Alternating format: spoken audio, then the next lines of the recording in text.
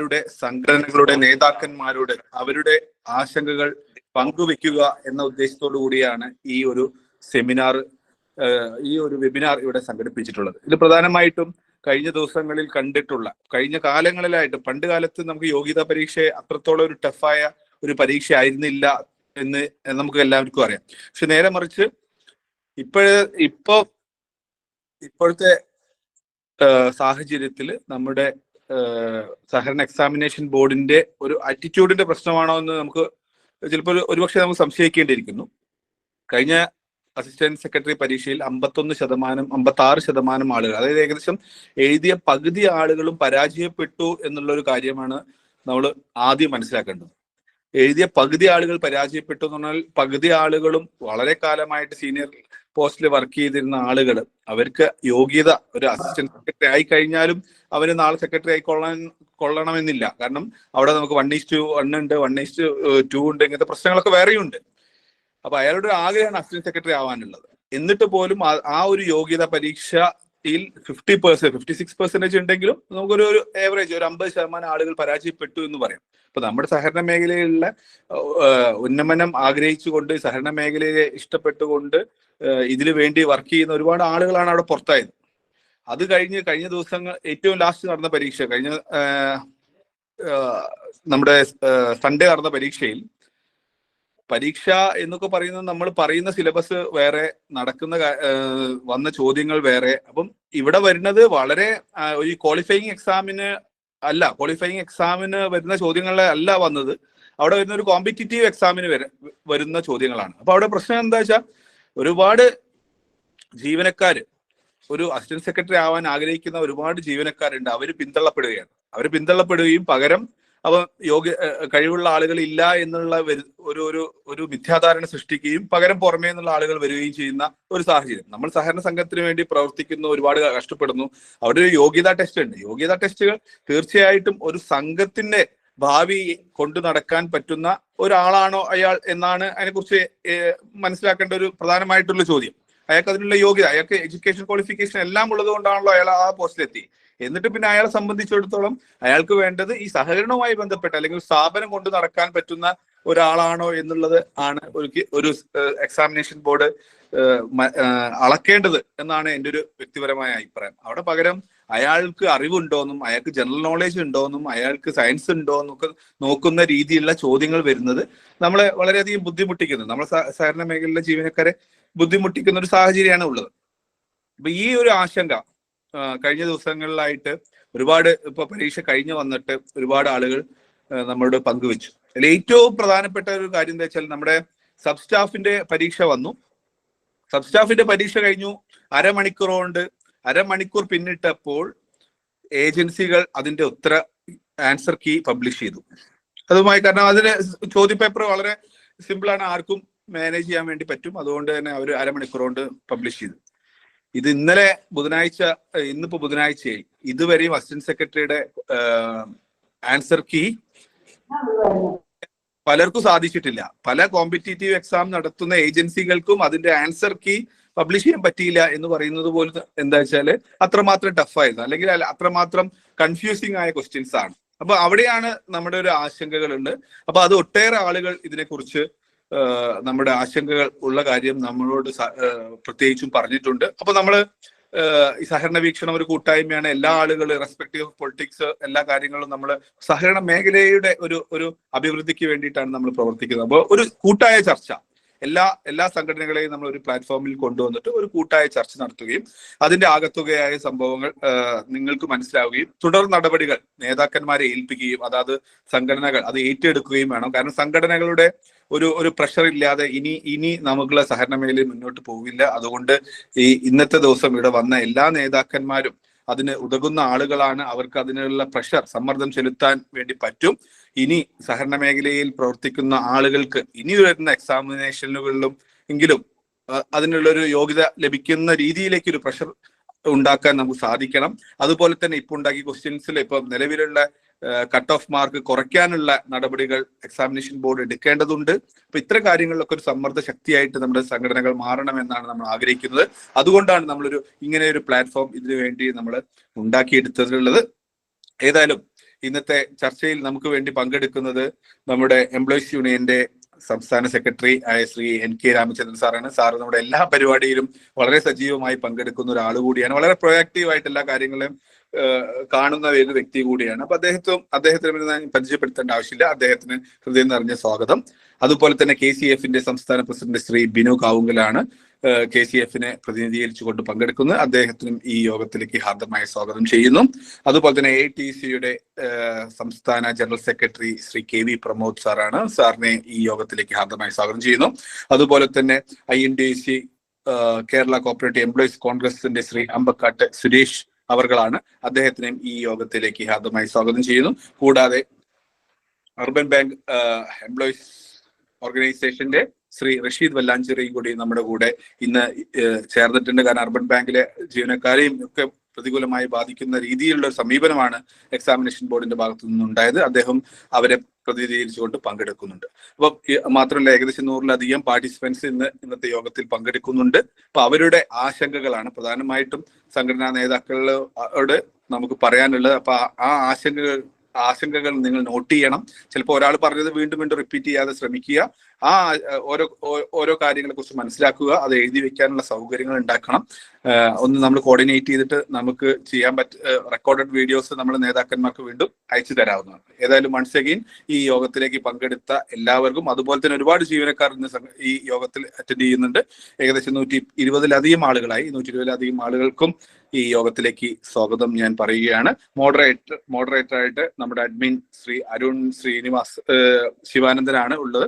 അരുൺ ഈ മേഖലയിൽ ഈ നമ്മുടെ സഹകരണ വീക്ഷണത്തിന്റെ നേതൃത്വത്തിൽ തന്നെ നമ്മൾ നിരവധി ക്ലാസുകൾ നൽകിയിട്ടുണ്ട്.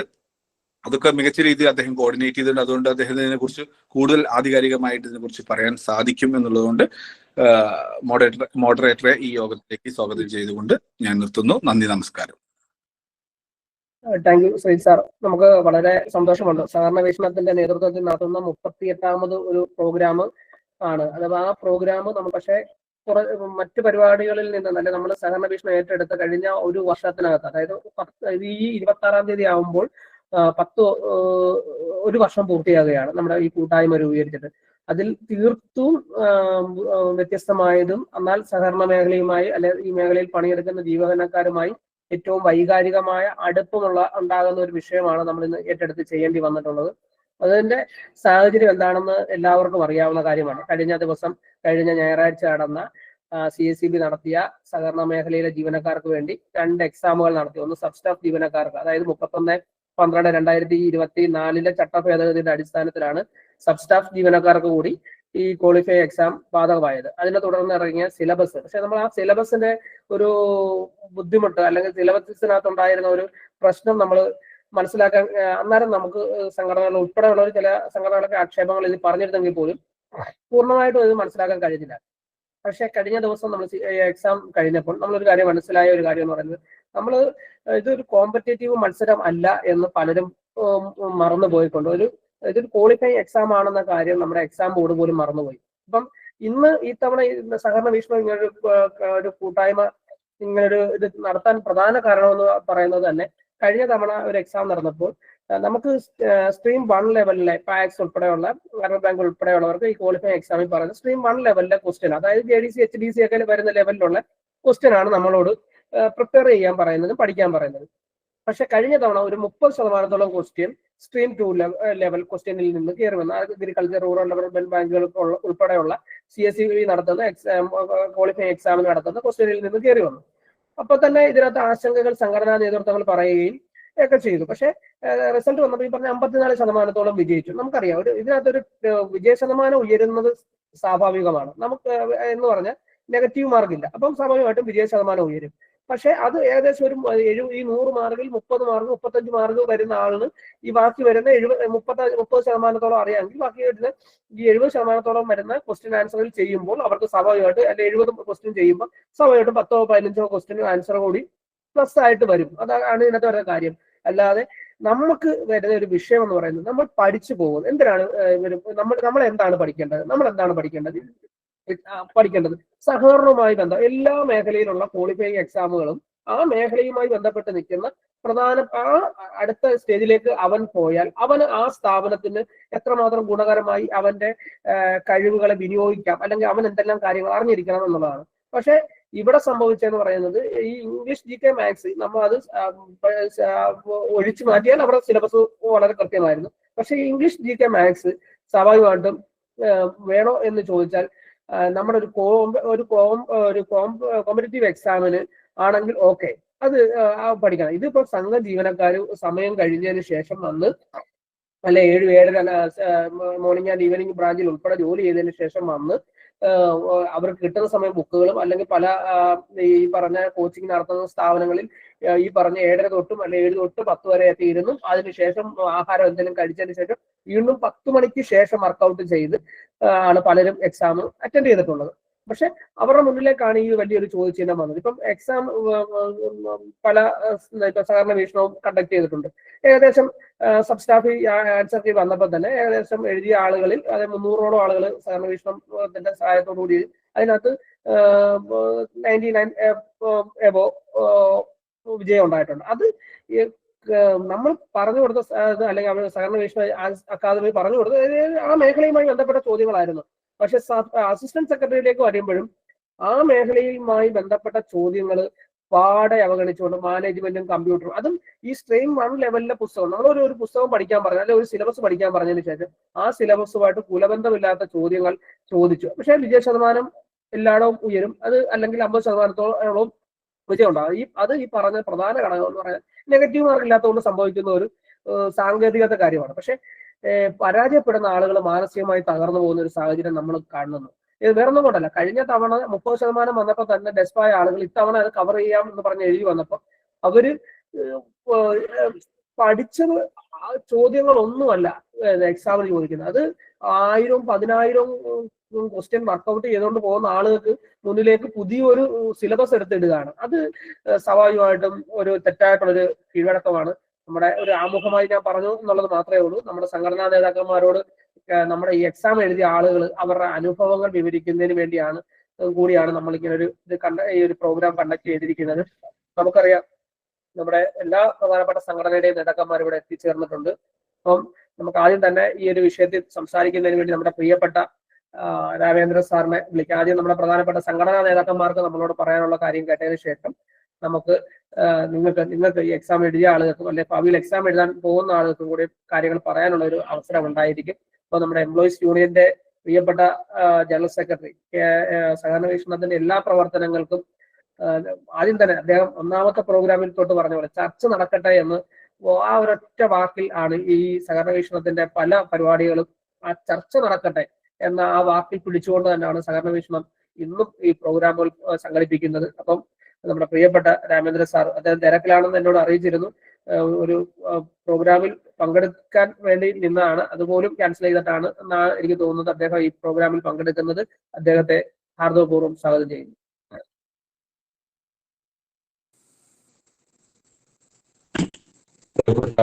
സഹകരണ വീക്ഷണത്തിന്റെ അരുൺ, അതുപോലെ നേരത്തെ ഇവിടെ സംസാരിച്ച എന്റെ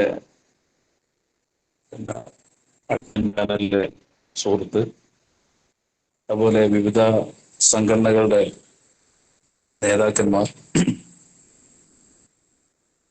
ഈ പരീക്ഷയുമായി ബന്ധപ്പെട്ട് അവരുടെ ആശങ്കകൾ പങ്കെടുക്കുന്നതിന് വേണ്ടി ഇതിലുള്ള സഹകരണ ജീവനക്കാർ, സഹകാരികൾ, പ്രിയപ്പെട്ട സുഹൃത്തുക്കളെ, സഹകരണ വീക്ഷണം വളരെ നല്ല നിലയിൽ സഹകരണ മേഖലയുമായി ബന്ധപ്പെട്ട പ്രശ്നങ്ങൾ ചർച്ച ചെയ്യാനും ചില നിരീക്ഷണങ്ങൾ നടത്താനും ഒക്കെ സന്നദ്ധമാകുന്നത് വളരെ സന്തോഷകരമായ കാര്യമാണ്. ഇത് സഹകരണ മേഖലക്കും ജീവനക്കാർക്കും അവരുടെ തൊഴിലിടത്തിൽ നല്ല നിലയിൽ പ്രയോജനപ്പെടുന്ന കാര്യങ്ങൾ തന്നെ. നമ്മൾ സഹകരണ മേഖലയെ സംബന്ധിച്ച് പൊതുവായി നമ്മൾ വിലയിരുത്തുമ്പോൾ സഹകരണ മേഖല നമ്മുടെ ലോകത്തോടൊപ്പം സഞ്ചരിക്കുകയാണ്. ലോകത്ത് ഉണ്ടാകുന്ന മാറ്റങ്ങൾ, നമ്മുടെ രാജ്യത്തുണ്ടാകുന്ന മാറ്റങ്ങൾ, വിവര സാങ്കേതിക രംഗത്ത് ഉണ്ടാകുന്ന മാറ്റങ്ങൾ എല്ലാ ശാസ്ത്രീയമായ കാര്യങ്ങളും നമുക്കും ബാധകമാക്കി മുന്നേറാൻ കഴിയണം. ഇവിടെ സഹകരണ മേഖലയിൽ അടുത്ത കാലത്തുണ്ടായ കുറെ സംഭവങ്ങളാണ് കുറെ കൂടി ചട്ടത്തിലും നിയമത്തിലൊക്കെ മാറ്റം വരുത്തി മുന്നോട്ട് പോകാൻ പ്രേരിപ്പിച്ചത് എന്നാണ് ഞാൻ മനസ്സിലാക്കുന്നത്. ഇവിടെ ജീവനക്കാരുടെ എഫിഷ്യൻസി, ജീവനക്കാരുടെ മറ്റ് കാര്യങ്ങളൊക്കെ തന്നെ സഹകരണ മേഖലയെ വലിയ തോതിൽ ബാധിക്കും എന്നുള്ളത് നമുക്കറിയാം. അപ്പോ മാറുന്ന ലോകത്തോടൊപ്പം സഹകരണ മേഖലയെ ഉയർത്തിക്കൊണ്ടുവരാൻ ഏറ്റവും ഉത്തരവാദപ്പെട്ട ആളുകൾ ജീവനക്കാരും സഹകാരികളും. ആ മാറ്റത്തോടൊപ്പം സഞ്ചരിക്കണമെങ്കിൽ നമ്മള് പഴയ കാലങ്ങളിൽ തുടർന്നു വന്ന ചില കാര്യങ്ങളിൽ ചില മാറ്റങ്ങൾ അനിവാര്യമാണ്. ആ മാറ്റം മറ്റാർക്കും വേണ്ടിയല്ല, നമുക്ക് വേണ്ടി തന്നെയാണ്.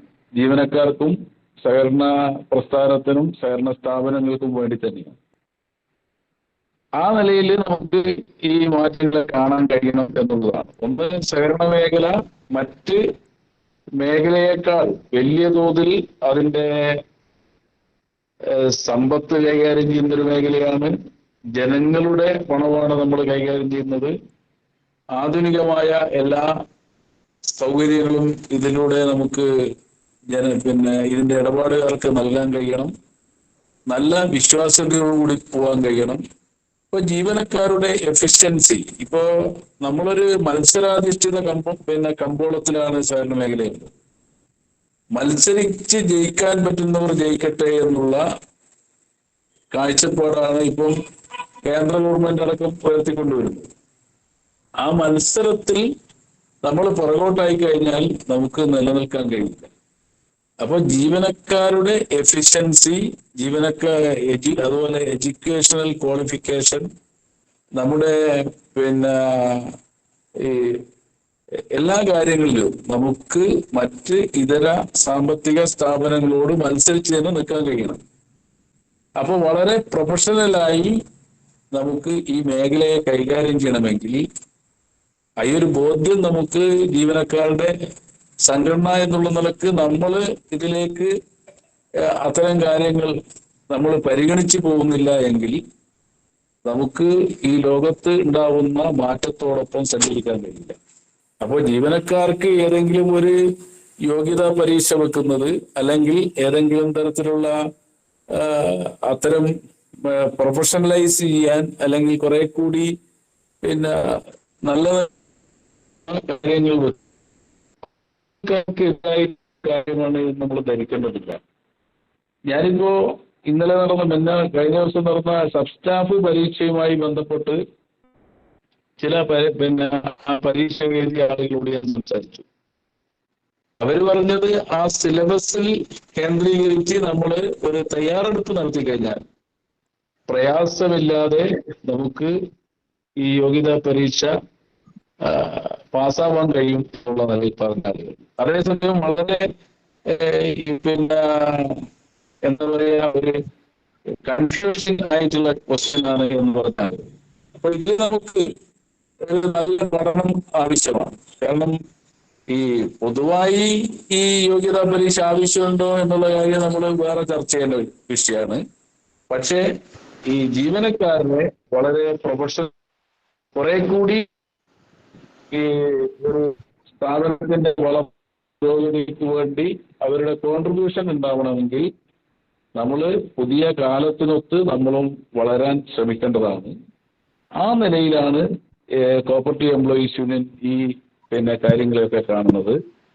സ്വാഭാവികമായും നമ്മൾ ഒരു സ്ഥാപനത്തിൽ വർക്ക് ചെയ്യുമ്പോൾ നമ്മൾ എഫിഷ്യൻസി വർദ്ധിപ്പിക്കുക, അല്ലെങ്കിൽ പുതിയ കാലത്തിനനുസരിച്ച് ട്രെയിനിങ് നടത്തുക എന്നൊക്കെ ഉള്ളത് പ്രധാനപ്പെട്ട കാര്യമാണ്.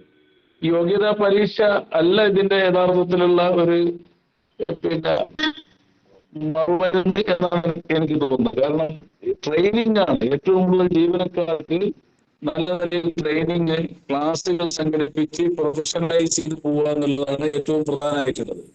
ഇപ്പൊ അടുത്ത കാലത്താണ് ഇങ്ങനെ ഒരു പരീക്ഷ വെച്ചിട്ട് ഉള്ളത്. അത് അതിന്റെ ശാസ്ത്രീയവും അപ്രായോഗികമായിട്ടുള്ള കുറെ പ്രശ്നങ്ങൾ അതിലുണ്ട്. പക്ഷെ ജീവനക്കാരുടെ എഫിഷ്യൻസി കൂട്ടാൻ ആവശ്യമായ ട്രെയിനിങ്ങുകൾ, അതുപോലുള്ള പ്രോഗ്രാമുകൾ, അവരെ അത്തരം കാര്യങ്ങളാണ് കൂടുതൽ നമ്മൾ പ്രോത്സാഹിപ്പിക്കേണ്ടത്. ഏതായാലും ഈ അസിസ്റ്റന്റ് സെക്രട്ടറി ഈ മാനേജർ പോസ്റ്റിലേക്കുള്ള പരീക്ഷയുമായി ബന്ധപ്പെട്ട് ഇപ്പോൾ അരുൺ തന്നെ അക്കാര്യങ്ങൾ വിശദീകരിച്ചു.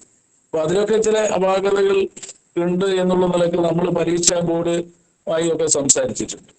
അപ്പോൾ ഈ മേലിൽ വരുന്ന പരീക്ഷയ്ക്കെങ്കിലും ഇത്തരം അപാകതകൾ ഇല്ലാത്ത തരത്തിൽ അതൊക്കെ നന്നായി നടത്തുവാനുള്ള സൗകര്യങ്ങൾ ഉണ്ടാക്കണം എന്നുള്ളതാണ് നമ്മൾ കാര്യത്തിൽ ഇടപെട്ടുകൊണ്ട് പറഞ്ഞിട്ടുള്ളത്. ഏതായാലും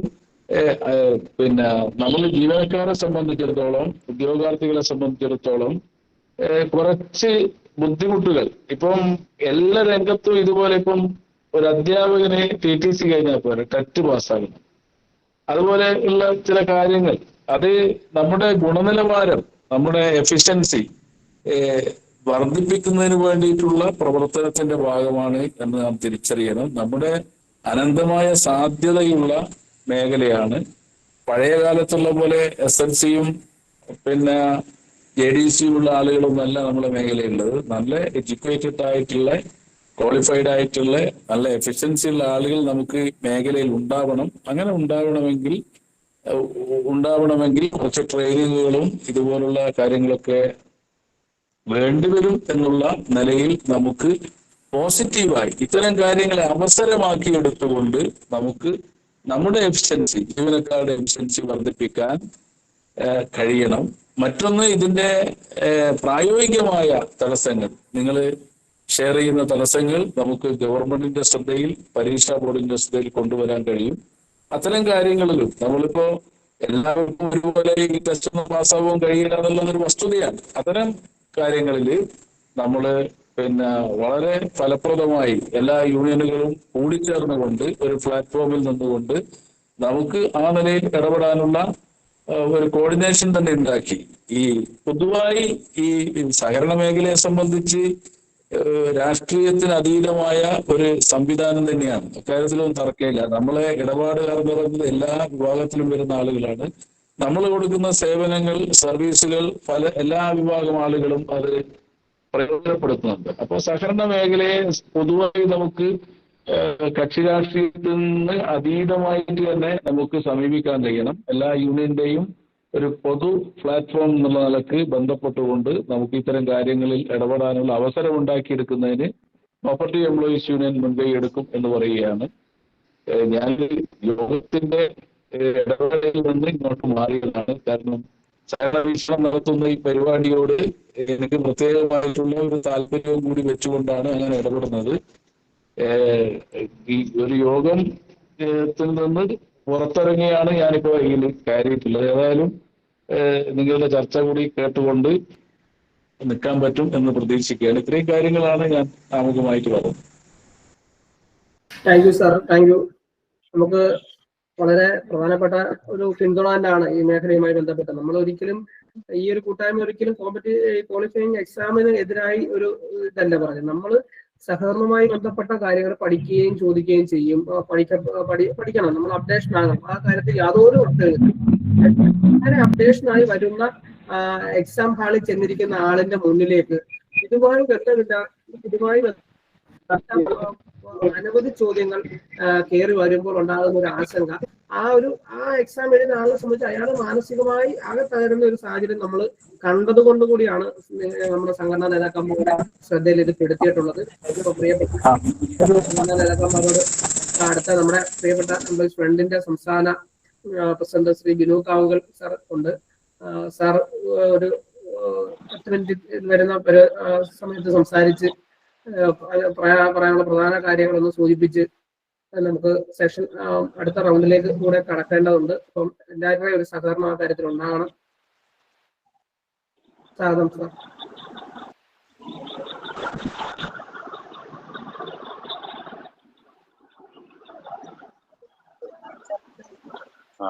നമസ്കാരം അഡ്മിൻ. ഹലോ, സർ കേൾക്കാം. നമസ്കാരം. നമസ്കാരം നമസ്കാരം സാർ.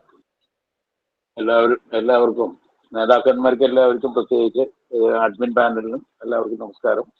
വളരെ വേദനാജനകമായ ഒരു ഘട്ടമാണ് ഇപ്പോൾ കഴിഞ്ഞ ദിവസം സംഭവിച്ചു എന്നുള്ളതാണ് എനിക്ക് പറയാനുള്ളത്. കാരണം വർഷങ്ങളോളം ജോലി ചെയ്ത് സഹകരണ മേഖലയെക്കുറിച്ച് പഠിച്ചുകൊണ്ടിരിക്കുന്ന അല്ലെങ്കിൽ പഠിച്ച് ഒരുവിധം നല്ല അറിവിലേക്ക് എത്തിക്കഴിഞ്ഞ പോസ്റ്റുകളിലേക്ക് എത്തിയ വ്യക്തികളാണ് ഈ പ്രൊമോഷൻ ടെസ്റ്റിൻ്റെ ഇപ്പോൾ ചെയ്തത്. അവരെ ട്രെയിനിങ് കൊടുക്കാം. വീണ്ടും ഒരു പരീക്ഷ പാസ്സായി വന്നാലേ പറ്റുള്ളൂ എന്ന് ഉള്ളൊരു നിലപാട് ഈ സർക്കാരിന്റെ ആയാലും പരീക്ഷാ ബോർഡിന്റെ ആയാലും, ആ പരീക്ഷാ ബോർഡ് തന്നെ ആവശ്യമില്ല എന്നുള്ളതാണ്.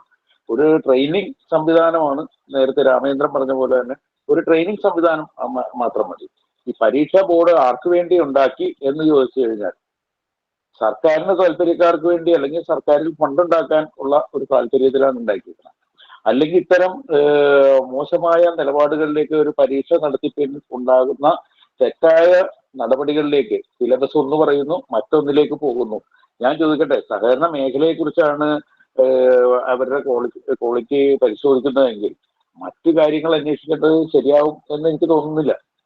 കാരണം അവർക്ക് എക്സ്പീരിയൻസ്ഡ് ആണ്. അവർ ഈ മേഖലയിൽ ഒരുപാട് കാലങ്ങളായി ജോലി ചെയ്തുകൊണ്ടിരിക്കുന്നതാണ്. അവര് ഒരു 80% ത്തിലധികം അല്ലെങ്കിൽ 90% പേര് വെറുതെ ഇരിക്കുന്നവരല്ല, സംഘത്തിന് വേണ്ടി പ്രവർത്തിച്ചുകൊണ്ടിരിക്കുന്നതാണ്. ഒരു സഹകരണ സംഘം എങ്ങനെ മുന്നോട്ട് കൊണ്ടുപോകണം എന്ന് അവർക്ക് അറിയാവുന്ന ആൾക്കാരാണ് ഈ പരീക്ഷ എഴുതാൻ വന്നത്, എഴുതാൻ വിധിക്കപ്പെട്ടത്. കാരണം ഒരു ന്യായമില്ലാത്ത ഒരു സംവിധാനം ഉണ്ടാക്കിയിരിക്കുന്ന, അതായത് യൂണിവേഴ്സിറ്റികളെ വെല്ലുവിളിക്കുന്നു, ട്രെയിനിങ് സെന്ററുകളെ വെല്ലുവിളിക്കുന്നു, ഞങ്ങൾ പരീക്ഷ നടത്തിയാലേ സഹകരണ മേഖലയിൽ നിങ്ങൾക്ക് പ്രൊമോഷൻ ഉള്ളൂ എന്ന് പറയുന്ന ഒരു ബോർഡിനെ കൊണ്ടുവരിക, അല്ലെങ്കിൽ ആ ബോർഡ് ആ രീതിയിലേക്ക് മാറുക എന്ന് പറയുന്നത് സഹകരണ ജീവനക്കാരുടെ ആത്മവിശ്വാസത്തെ തകർക്കുന്നതാണ്. അത് ശരിയായ നടപടിയല്ല. ഈ ബോർഡിന്റെ ഉത്തരവാദിത്വം പരീക്ഷ നടത്തി ജയിപ്പിക്കുക അല്ലെങ്കിൽ പരീക്ഷയിലൂടെ പ്രൊമോഷൻ കൊടുക്കുക എന്നല്ല, ട്രെയിനിങ്ങിലൂടെ അവരുടെ ആർജവം വർദ്ധിപ്പിക്കുക, അവരുടെ ക്രയശേഷി വർദ്ധിപ്പിക്കുക എന്നുള്ളതാണ് വേണ്ടത്. അതാണ് കേരള കോഓപ്പറേറ്റീവ് എംപ്ലോയീസ് ഫ്രണ്ടിന് പ്രിയപ്പെട്ട സഹകരണ ജീവനക്കാരോടും ഈ സഹകരണ വകുപ്പിനോടും എക്സാമിനേഷൻ ബോർഡിനോടും പറയാനുള്ളത്. ഇത് ഈ കഴിഞ്ഞ പരീക്ഷ വളരെ ശോചനീയമായ മാനസിക സംഘർഷം ഉണ്ടാക്കുന്ന, കാരണം വർഷങ്ങളോളം ഞാനൊരു വോയിസ് കേട്ടു, വർഷങ്ങളോളം ഈ മേഖലയിൽ ജോലി ചെയ്ത് ഉത്തരവാദിത്തത്തോടു കൂടി ജോലി ചെയ്ത അവരെ സംബന്ധിച്ചിടത്തോളം അവരുടെ ജീവിതത്തിൽ അവർക്ക് ആകെ ഉണ്ടാകുന്ന ഒരു പ്രതീക്ഷ പോലും നശിപ്പിക്കുന്ന നിലയിൽ അതിന്റെ അസസ്മെന്റ് നടത്തുന്ന ഈ പരീക്ഷയിലല്ല, ആ സ്ഥാപനത്തിൽ ജോലി ചെയ്ത് കൊണ്ടിരിക്കുമ്പോൾ അദ്ദേഹത്തിന്റെ പ്രവർത്തനം അല്ലെങ്കിൽ ആ വ്യക്തിയുടെ പ്രവർത്തനങ്ങൾ ഏത് തലത്തിൽ ആ സ്ഥാപനത്തിന് ഉപകാരപ്പെടുന്നു എന്ന് വിലയിരുത്തേണ്ടത് ആ സ്ഥാപനമാണ്, എത്രത്തോളം ഗുണം ചെയ്തിട്ടുണ്ടെന്നുള്ളത്. ഒരു സഹകരണ പ്രസ്ഥാനം എന്ന് പറയുന്നത് കുറെ ക്വസ്റ്റ്യനെയർ ഉണ്ടാക്കിയിട്ട് അതിലൂടെ ആൻസർ ചെയ്യുന്നതല്ല.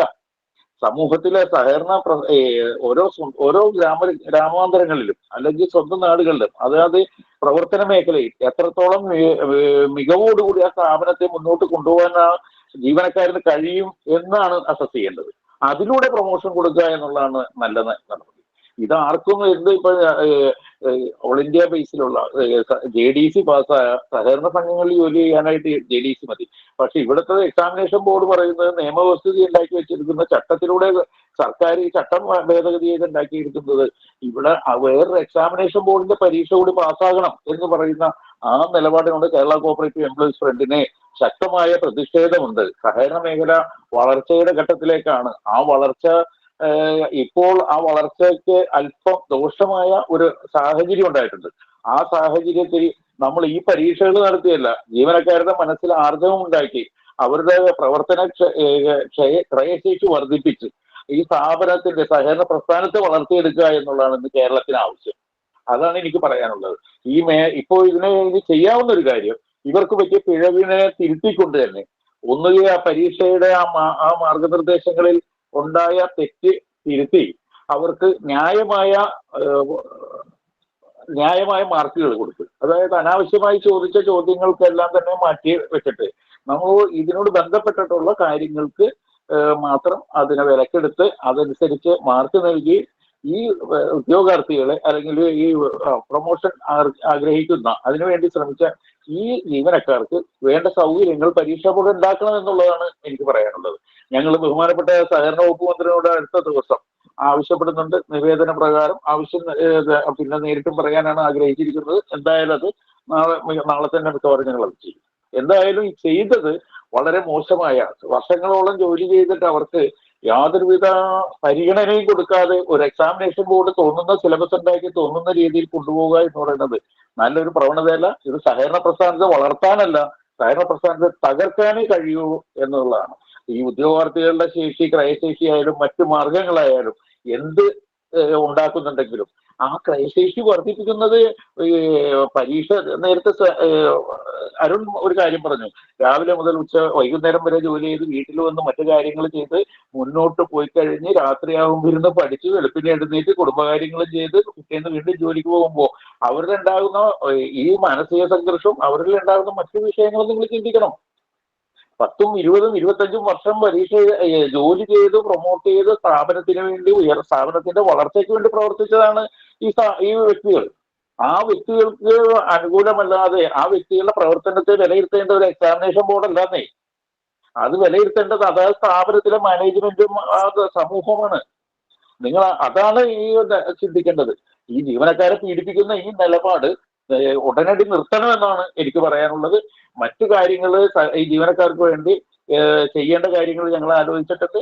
അത് ആ രീതിയിലേക്ക് കാര്യങ്ങൾ മുന്നോട്ട് പോകും.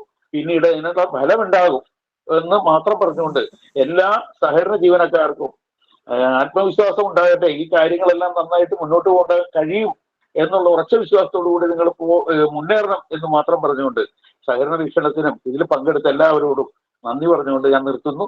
ഞാനിത് ഫോളോ ചെയ്യുന്നുണ്ട് നിങ്ങളുടെ ഓരോ ചർച്ചകൾ. Thank you sir.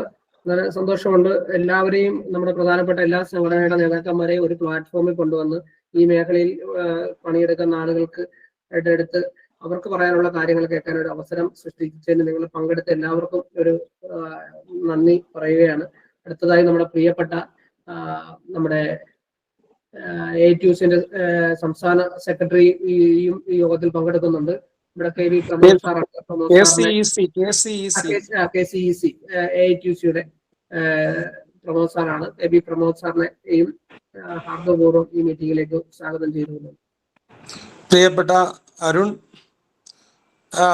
Binu Kavungal ചേട്ടൻ, രാമേന്ദ്രൻ ചേട്ടൻ, സഹകരണ വീക്ഷണം കുറച്ചു കാലമായി ഞാൻ ശ്രദ്ധിക്കുന്ന ഒരു ഇതാണ്. നമ്മൾ അതിൻ്റെ കാര്യങ്ങളെല്ലാം വളരെ കാര്യമായി ഇടപെടുന്നുണ്ട്. പക്ഷേ പല കാര്യങ്ങളിലും അങ്ങോട്ട് ഇടപെട്ട് നിങ്ങളുമായി ഒരു സംവാദം നടത്തിയിട്ടില്ല. ഇപ്പോൾ പുതിയതായി വന്ന ഒരു സംവിധാനം ഈ പ്രമോഷനുമായി ബന്ധപ്പെട്ടാണ്. സ്ഥാപനങ്ങളിലെ ജീവനക്കാരുടെ പ്രമോഷനുമായി ബന്ധപ്പെട്ട് പലതും ഇതിനകത്ത് പറയാൻ പറ്റുന്നൊരു കാര്യം, ഇനി വിരലിൽ എണ്ണാവുന്ന വർഷങ്ങൾ മാത്രം സ്ഥാപനങ്ങളിൽ പണിയെടുക്കുന്ന ജീവനക്കാരുടെ പ്രമോഷനുമായിട്ട് ബന്ധപ്പെട്ടാണ് ഇപ്പോൾ ഈ പരീക്ഷ നടന്നത്. വലിയ IAS ഉദ്യോഗസ്ഥന്മാരുടെ പരീക്ഷ പോലെയായിരുന്നു എനിക്ക് തോന്നുന്നു. ഇവരെല്ലാം പറഞ്ഞപ്പോൾ എനിക്ക് തോന്നുന്നത് IASനൊക്കെ പഠിക്കുന്നവർക്ക് കൊടുക്കുന്ന ചോദ്യം ആ നിലയിലാണെന്നത്. PSC തന്നെ നമുക്കറിയാം, PSC പരീക്ഷ നടത്തുമ്പോൾ അതുമായി ബന്ധമില്ലാത്ത ചോദ്യങ്ങൾ ചോദിക്കുന്നു. ആ തസ്തികയ്ക്ക് വിളിക്കുന്നു, അതുമായി ബന്ധമില്ലാത്ത ചോദ്യങ്ങളാണ് ചോദിക്കുന്നത്. പിന്നെ നമ്മൾ മനസ്സിലാക്കേണ്ട ഒരു കാര്യം, പണ്ടത്തെ പോലെ ഉള്ള ഒരു സാഹചര്യമല്ല ഇന്ന് നിലനിൽക്കുന്നത്. നമ്മളിന്ന് കിടപിടിക്കുന്നത് നാഷണലൈസ്ഡ് ബാങ്കുകളോടും മറ്റു സ്ഥാപനങ്ങളോടും. സർക്കാരിൻ്റെ പല ബാങ്കുകളുണ്ട്, അതുമായിട്ടൊക്കെയാണ് പ്രാഥമിക സംഘങ്ങളെല്ലാം കിടപിടിക്കുന്നത്. അപ്പോൾ അതിനകത്ത് നമുക്ക് വരുന്ന നമ്മുടെ സഹകാരികൾക്ക് അവർക്ക് ആവശ്യമുള്ള ഏത് കാര്യം പറഞ്ഞാലും അത് നടത്തി കൊടുക്കാൻ നമുക്ക് കഴിയണം എന്നുള്ളത് വളരെ വലിയൊരു കാര്യമാണ്. രാമേന്ദ്രൻ ചേട്ടൻ പറഞ്ഞതുപോലെ എഫിഷ്യൻസി ഒരു വിഷയം തന്നെയാണ്. എന്നാൽ എഫിഷ്യൻസിക്ക് തീവ്രമായ ക്ലാസ്സുകളും മറ്റുമെല്ലാം കൊടുത്ത് അവരെ അതിലേക്ക് കൊണ്ടുവരാൻ നമുക്ക് കഴിയും. പക്ഷെ അവരത് ശ്രദ്ധിക്കുന്നില്ല എന്നുള്ളതാണ് അതുമായി ബന്ധപ്പെട്ട് മനസ്സിലാക്കാൻ കഴിയുന്നത്. മത്സര പരീക്ഷയെല്ലാം നടത്തി കഴിഞ്ഞാൽ 50-ൽ താഴെ ആൾക്കാർ മാത്രം വിജയിച്ചിരിക്കുന്ന ഒരു സാഹചര്യമാണ്. അപ്പോൾ അങ്ങനെ വിജയിച്ചിരിക്കുമ്പോൾ തന്നെ അവർ മാനസികമായി, നേരത്തെ ബിനു പറഞ്ഞതുപോലെ, അത് മാനസികമായി വളരെ സംഘർഷത്തിലായിരിക്കും ജീവനക്കാർ. പല സ്ഥാപനങ്ങളിലും ഇപ്പോൾ എഫിഷ്യൻസിയായി ബന്ധപ്പെട്ടുള്ള വിഷയങ്ങൾ വരുമ്പോൾ അർഹതപ്പെട്ടവരെ പോലും സെക്രട്ടറി സ്ഥാനത്ത് ഇരുത്താൻ പറ്റാത്ത, അല്ലെങ്കിൽ അവർ സ്വയം ഒഴിഞ്ഞു മാറുന്ന നിലയിലേക്ക് കാര്യങ്ങൾ വരുന്നു. അപ്പോൾ ഞങ്ങളെ സംബന്ധിച്ചിടത്തോളം ഞങ്ങളിപ്പോ പല പിന്നെ ക്ലാസ്സുകൾ എവിടെ എന്ത് പരിപാടി നടന്നാലും അതിനകത്തൊരു ക്ലാസ് ഒരു 5 മണി, ചിലപ്പോൾ ഒരു ദിവസം ഫുള്ളായിട്ട്, അല്ലെങ്കിൽ 2-3 മണിക്കൂറൊക്കെ ഈ ഇതുമായി ബന്ധപ്പെട്ട് നിൽക്കുന്ന ആളുകളെ കൊണ്ടുവന്ന് ക്ലാസ്സുകൾ നടത്തി ഈ ജീവനക്കാർക്ക്. അപ്പോൾ ഞങ്ങൾ അവസാനമായ ഒരു ക്ലാസ് ഒരു ദിവസം ഫുൾ ഡേ നടത്തിയതാണ്. അപ്പോൾ ഒരു ദിവസം ഫുൾ ഡേ നടത്തിയപ്പോൾ തന്നെ സാധാരണഗതിയിൽ ഒരു സെമിനാറിനോ എന്തിലെങ്കിലും ഇരിക്കുമ്പോൾ ഒരു പകുതി ദിവസം കഴിയുമ്പോൾ തന്നെ ആളുകൾ എണീറ്റ് പോകുന്ന ഒരു സാഹചര്യമാണ്. എന്നാൽ ഇതിൽ അങ്ങനെയില്ല. അവരുടെ സംശയങ്ങൾ, പുതിയ ചട്ടങ്ങളും ഭേദഗതിയും കാര്യങ്ങളും എല്ലാം ചർച്ച ചെയ്യപ്പെടുന്ന ഒരു വേദി ആയതുകൊണ്ട് അവസാനം വരെ അതിൽ പങ്കെടുക്കുകയും ജീവനക്കാർ നല്ല ചർച്ച നടത്തുകയും ചെയ്യും. അത് സ്വാഭാവികമായും ഡിപ്പാർട്ട്മെന്റ് ഈ ജീവനക്കാർക്ക് നല്ല നിലയിൽ ഈ കാര്യങ്ങൾ ചെയ്യുന്നതിന് അത് അടിയന്തിരമായി ഡിപ്പാർട്ട്മെന്റ് ഇടപെടുന്ന നിലയിലേക്ക് ഞങ്ങളും കൂടി ജീവനക്കാരുടെ സംഘടനകൾ എന്ന നിലയിൽ ഞങ്ങൾ കൂട്ടായി, നേരത്തെ രാമനരച്ചേട്ടൻ പറഞ്ഞതുപോലെ കൂട്ടായി ഞങ്ങൾ ഇടപെട്ട് ഇതെല്ലാം നടത്തുന്നതിന് സർക്കാരിന്റെ ശ്രദ്ധയിലും ഡിപ്പാർട്ട്മെന്റിന്റെ ശ്രദ്ധയിലും അവരെ കൊണ്ടുവരുന്നതിലും ഈ കാര്യങ്ങളിൽ ജീവനക്കാർക്ക് അവർക്ക് അർഹതപ്പെട്ട ഏതൊരു കാര്യവും വാങ്ങി നൽകുന്നതിന് ഞങ്ങൾ മുൻപന്തിയിൽ തന്നെയാണ്. ഇന്നലെ തന്നെ നമ്മൾ സഹകരണ രജിസ്ട്രാർ ഓഫീസിലേക്ക് ഒരു മാർച്ചെല്ലാം KCEC നടത്തിയിരുന്നു. അപ്പോൾ അതെല്ലാം അവിടെ നന്നായി ഞങ്ങളെല്ലാം ഈ കാര്യങ്ങൾ പറഞ്ഞിട്ടുണ്ട് എന്നുള്ളത് അവിടെ പങ്കെടുത്തിട്ടുള്ളവർക്ക് അറിയാം. അപ്പോൾ ആ നിലയിൽ ഈ കാര്യങ്ങൾ ശക്തമായ നിലയിൽ ഈ സഹകരണ വീക്ഷണം പോലെയുള്ള വേദികൾ നമുക്ക് പറയാനുള്ള കാര്യങ്ങൾ പറയാൻ പറ്റിയ ഒരു വേദി തന്നെയാണെന്നുള്ള കാര്യത്തിൽ സംശയമില്ല. എന്നിരുന്നാലും ഈ നേരത്തെ ബിനു സാഹ് ഇങ്ങനെ പറഞ്ഞത് ഈ ഇച്ചിരി ഇളവൊക്കെ നൽകണമെന്നാണ്. അങ്ങനെ ഒരു താല്പര്യം എനിക്കുമുണ്ട്. കാരണം ഇത്രയും ടഫായ ചോദ്യങ്ങൾ ചോദിച്ചുകൊണ്ട് ഉദ്യോഗാർത്ഥികളെ കിടത്തുന്ന നിലയിലേക്കുള്ള ഈ ശ്രമം, അവരെ ഇതിനകത്തൊന്നും രക്ഷപ്പെട്ട് വരാതിരിക്കാൻ ഉള്ള ഒരു ശ്രമം നടത്തിയ ഈ പരീക്ഷ, ആ പരീക്ഷയിൽ അവർക്ക് ഒരു ഗ്രേസ് മാർക്കെങ്കിലും നൽകി അവരെ ഒരു കൂടുതൽ ആൾക്കാരെ കൂടി ഇതിലേക്ക് പിന്നെ ഈ പരീക്ഷയിൽ ജയിപ്പിക്കുന്ന നിലയിലേക്കുള്ളൊരു സാഹചര്യം വരണം. കാരണം അവർക്ക് പുലബന്ധം പോലും ഇല്ലാത്ത ചോദ്യങ്ങളാണ് ഇതിനകത്ത് ചോദിച്ചതെന്നാണ് മനസ്സിലാക്കാൻ കഴിയുന്നത്. എന്തായാലും ഈ രംഗം, സഹകരണ രംഗം പിന്നെ ഇത്രയൊക്കെ വളർന്ന് പന്തലിച്ചെങ്കിൽ ജീവനക്കാരുടെ നല്ലൊരു പങ്ക് ഇതിനകത്ത് ഉണ്ടായിട്ടുണ്ട് എന്നുള്ള കാര്യത്തിൽ ആരും അത് മറന്നു പോകാതിരിക്കുന്നത് നല്ലത് തന്നെയാണ്. അത് സർക്കാരിനെ സംബന്ധിച്ചിടത്തോളം സർക്കാർ പല കാര്യങ്ങളും വെച്ച് നല്ലതുപോലെ പോകട്ടെ എന്ന നിലയിൽ കുറെ കൂടി ഉത്തരവാദിത്തങ്ങൾ വരട്ടെ എന്ന നിലയിലൊക്കെ ആയിരിക്കും ഇതെല്ലാം ആലോചിച്ചത്. എന്നാൽ അത് ജീവനക്കാർക്ക് വിഷമം ഉണ്ടാക്കുന്ന നിലയിലേക്ക് പോകുന്നത് ശരിയല്ല. അതിൽ ഒരു തിരുത്തൽ ആവശ്യമാണ്. ആ തിരുത്തലിന് വേണ്ടിയിട്ട് കൂട്ടായ പരിശ്രമം, എല്ലാ സംഘടനകളുടെയും കൂട്ടായ പരിശ്രമത്തിൽ KCEC, കേരള കോപ്പറേറ്റീവ് എംപ്ലോയീസ് കൗൺസിലും നിങ്ങളോടൊപ്പം ഉണ്ടായിരിക്കുമെന്ന് മാത്രം ഈ അവസരത്തിൽ പറഞ്ഞു. നന്ദി, നമസ്കാരം. Thank you Pramod sir. വളരെ സന്തോഷമുണ്ട്. നിങ്ങളുടെ നിലപാടുകൾ വളരെ കൃത്യമായി വ്യക്തമാക്കിയിട്ടുണ്ട്. അടുത്തതായി നമ്മുടെ പ്രിയപ്പെട്ട കേരള കോപ്പറേറ്റീവ് എംപ്ലോയീസ് കോൺഗ്രസ് INTUC-യുടെ സംസ്ഥാന ജനറൽ സെക്രട്ടറി ശ്രീ സുരേഷ് ആമ്പക്കാട്ടാണ്. ഹാർദവപൂർവ്വം സഹകരണ വീക്ഷണത്തിന്റെ ഈ പ്ലാറ്റ്ഫോമിലേക്ക് സ്വാഗതം ചെയ്യുന്നു. ബഹുമാനപ്പെട്ട ശ്രീ അരുൺ ശിവാനന്ദൻ, മറ്റു സഹപ്രവർത്തകരെ, സംഘടനാ നേതാക്കളെ, സുഹൃത്തുക്കളെ, കഴിഞ്ഞ ദിവസം ആദ്യമായി ഞാൻ ഈ സഹകരണ വീക്ഷണത്തിന്റെ പ്ലാറ്റ്ഫോമിലേക്ക് എന്നെ ചർച്ചയിലേക്ക് ക്ഷണിച്ചതിന് ഉള്ള നന്ദി അറിയിക്കുന്നു. പിന്നെ കഴിഞ്ഞ ദിവസം ഉണ്ടായ പരീക്ഷയുമായി ബന്ധപ്പെട്ട വിഷയങ്ങൾ ജീവനക്കാരുമായി അവരുടെ ആശയങ്ങൾ, അവരുടെ വിഷമങ്ങൾ പങ്കുവെക്കുന്നതിന് വേണ്ടിയാണ് ഇന്നിവിടെ ഇത് സംഘടിപ്പിച്ചിട്ടുള്ളത്. പ്രധാനമായിട്ടും നമ്മൾ ഈ മത്സര പരീക്ഷ, ഈ പിയൂണ് അറ്റൻഡർ തസ്തികയിലുള്ളവർക്ക് ക്ലറിക്കൽ തസ്തികയിൽ പ്രൊമോഷൻ കൊടുക്കുന്നതിന് വേണ്ടിയുള്ള മത്സര പരീക്ഷ ആദ്യമായിട്ടാണ് ഈ പ്രാവശ്യം നടത്തുന്നത്. അതിന്റെ ഉത്തരവ് ഇറങ്ങിയിട്ട് ഒരു 2-3 മാസമേ ആയുള്ളൂ. നമ്മൾ ഈ ഉത്തരവ് പ്രകാരം പരീക്ഷ നടത്തുമ്പോൾ ആ പരീക്ഷയിൽ ഒരു സിലബസ് നിശ്ചയിക്കണം. കാരണം നമ്മളിത് പിയൂൺ അറ്റൻഡർ തസ്തികയിൽ എടുക്കുന്നത് 10ാം ക്ലാസ് കഴിഞ്ഞ, JDC കഴിഞ്ഞ എല്ലാവർക്കും യോഗ്യതയുള്ളവരാണ്. അപ്പോൾ അവരെ ആ ഒരു നിലവാരത്തിലുള്ള സിലബസ് തയ്യാറാക്കി അത്തരത്തിൽ ഉള്ള ഒരു പരീക്ഷ നടത്തുവാൻ ആയിരുന്നു. പരീക്ഷ നടത്തുന്നതിനോട് നമുക്ക് യോജിപ്പില്ല. കാരണം ആ ഒരു പരീക്ഷയെക്കാട്ടിൽ ഉപരിയായിട്ട് ഇവർക്ക് ഒരു മാസത്തെ ട്രെയിനിങ് ഇപ്പോൾ നമ്മുടെ സഹകരണ മേഖലയിലൊക്കെ നിരവധി ട്രെയിനിങ്ങുകൾ കൊടുക്കാൻ സ്ഥാപനങ്ങളുണ്ട്. അവിടെ ഒരു മാസത്തെ ട്രെയിനിങ് കൊടുത്തതിന് ശേഷം പ്രൊമോഷൻ കൊടുക്കുന്നതായിരുന്നു ഒന്നുകൂടി നല്ലതെന്ന് എനിക്ക് തോന്നുന്നു. അപ്പോൾ ഈ പരീക്ഷ നടത്തുവാൻ തീരുമാനിക്കുമ്പോൾ അതനുസരിച്ച് പരീക്ഷയുടെ സിലബസ് നേരത്തെ നിശ്ചയിച്ചിട്ട് അതിൽ നിന്നും വഴിമാറി മറ്റു ക്വസ്റ്റ്യനുകൾ ചേർത്ത് ഉദ്യോഗാർത്ഥികളെ അമ്പരപ്പിക്കുന്ന തരത്തിലുള്ള ഒരു പരീക്ഷയായി പോയി എന്നുള്ള കാര്യത്തിൽ യാതൊരു തർക്കവുമില്ല. കാരണം എല്ലാ ഭാഗത്തു നിന്നും നിരവധി ആക്ഷേപങ്ങളും പരാതികളും ഒക്കെ വന്നു. അതുപോലെ തന്നെയാണ് അസിസ്റ്റന്റ് സെക്രട്ടറി തസ്തികയിലേക്കുള്ള യോഗ്യതാ പരീക്ഷ. അതൊക്കെ യഥാർത്ഥത്തിൽ 10, 20, 25 വർഷം സഹകരണ മേഖലയിൽ ജോലി ചെയ്തവർ എഴുതുന്ന പരീക്ഷയാണ്. ഏറ്റവും കുറഞ്ഞത് ചില സ്ഥാപനങ്ങളിലൊക്കെ ചിലപ്പം കുറച്ച് സർവീസേ കാണത്തുള്ളൂ. പക്ഷെ മിക്കവാറും സ്ഥാപനങ്ങളിലൊക്കെ 20 വർഷത്തിന് മേൽ സർവീസ് ചെയ്ത ജീവനക്കാരായിരിക്കും ഈ പരീക്ഷയെ നേരിടുന്നത്. അവർക്ക് കൊടുക്കുന്ന സിലബസ് അതിനനുസരിച്ചുള്ള നേരത്തെ ഈ സർവീസിന്റെ അനുസരിച്ചൊരു മാർക്ക് അഡീഷണൽ മാർക്ക് കൊടുക്കുന്ന ഒരു സംവിധാനം ഉണ്ടായിരുന്നു. പക്ഷെ അത് ഇപ്പൊ കുറച്ചിട്ടുണ്ട്. അങ്ങനെ എൻ്റെ അഭിപ്രായം, അങ്ങനെ പരീക്ഷ അഥവാ നടത്തിക്കൊണ്ട് പോവുകയാണെങ്കിൽ ആ സർവീസിനനുസരിച്ചുള്ള മാർക്ക്, ഇത്ര മാർക്ക് ഓരോ 5 വർഷം സർവീസ് കൂടുന്നവനും നേരത്തെ ഓരോ 10 വർഷം സർവീസിന് ഇത്ര മാർക്ക് എന്നായിരുന്നു. അതൊരു 5 വർഷം ആക്കിക്കൊണ്ട് അതിന്റെ ആ വെയിറ്റ് മാർക്ക്, അതിന് അഡീഷണൽ മാർക്ക് കൊടുക്കുന്ന ഒരു സംവിധാനം വേണം. ഇനി പരീക്ഷ ചോദ്യം ചോദിക്കുമ്പോൾ സഹകരണ മേഖല ഇപ്പൊ എംകോംകാര് ഒക്കെ അവരുടെ പരീക്ഷയ്ക്ക് ചോദിക്കുന്ന ചോദ്യങ്ങളാണ് കഴിഞ്ഞ ദിവസം അസിസ്റ്റന്റ് സെക്രട്ടറി തസ്തികയിലേക്ക് ചോദിച്ചതെന്നാണ് അറിയാൻ കഴിഞ്ഞത്. അതൊക്കെ ജീവനക്കാരെ സംബന്ധിച്ചിടത്തോളം വളരെ കാരണം പഠിത്തത്തിൽ നിന്നൊക്കെ മാറി ജോലിയിലേക്ക് പ്രവേശിച്ച് വീണ്ടും ഇതിന്റെ ഒരു പഠിത്തത്തിലേക്ക് വന്ന ബുദ്ധിമുട്ടൊക്കെ ശ്രീ അരുൺ ഇവിടെ പറയുകയുണ്ടായി. അപ്പൊ അങ്ങനെയുള്ളവർ വീണ്ടും പഠിച്ചത് എഴുതി വരിക എന്ന് പറയുന്നത് വലിയ ബുദ്ധിമുട്ടുണ്ടാക്കുന്ന കാര്യമാണ്. നമ്മൾ ഇത് സംബന്ധിച്ച് നമ്മുടെ അഭിപ്രായങ്ങളെല്ലാം രേഖപ്പെടുത്തിയിട്ടുണ്ട്.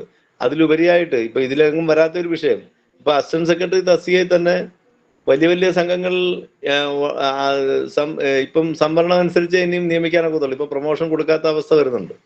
ഇതൊക്കെ സഹകരണ സ്ഥാപനത്തിന്റെ അവസ്ഥ എന്താവുക എന്നുള്ളത് പിന്നെ ഡയറക്റ്റ് റിക്രൂട്ട്മെന്റ് വഴി വരുന്ന ഒരാൾ അസിസ്റ്റന്റ് സെക്രട്ടറി ആകുമ്പോൾ ആ സ്ഥാപനത്തിലുണ്ടാകുന്ന എന്തെല്ലാം ബുദ്ധിമുട്ടാകും എന്നുള്ളത് നമ്മൾ ചിന്തിക്കേണ്ട കാര്യമാണ്. പക്ഷേ ഈ വിഷയങ്ങളൊക്കെ വരുമ്പോൾ സംഘടനകൾ, മിക്കവാറും എല്ലാ സംഘടനകളും, അതായത് ഒരു സംഘടന പോലും അധികം ഒഴിവായിട്ടില്ല, എല്ലാ ഭരണ പ്രതിപക്ഷ ഭേദമന്യേ ഇപ്പം UDF ഭരിച്ച കാലത്ത് 1:4 വന്നപ്പോഴും അത് കഴിഞ്ഞ് ഇപ്പോൾ അതിനുശേഷം വന്ന നിയമങ്ങളൊക്കെ വരുമ്പോൾ ഈ സംഘടനകളെല്ലാം കൂടി കൂട്ടായിട്ട് സമരം ചെയ്തിട്ടില്ലെങ്കിലും ചില വിഷയങ്ങളിലൊക്കെ സമരം ചെയ്തിട്ടുണ്ട്. പക്ഷെ കൂട്ടായിട്ട് ഇതിനെതിരെ നീങ്ങിയിട്ടുണ്ട്. ഇപ്പം ഈ വിഷയങ്ങളിലൊക്കെ വർഷങ്ങളായിട്ട്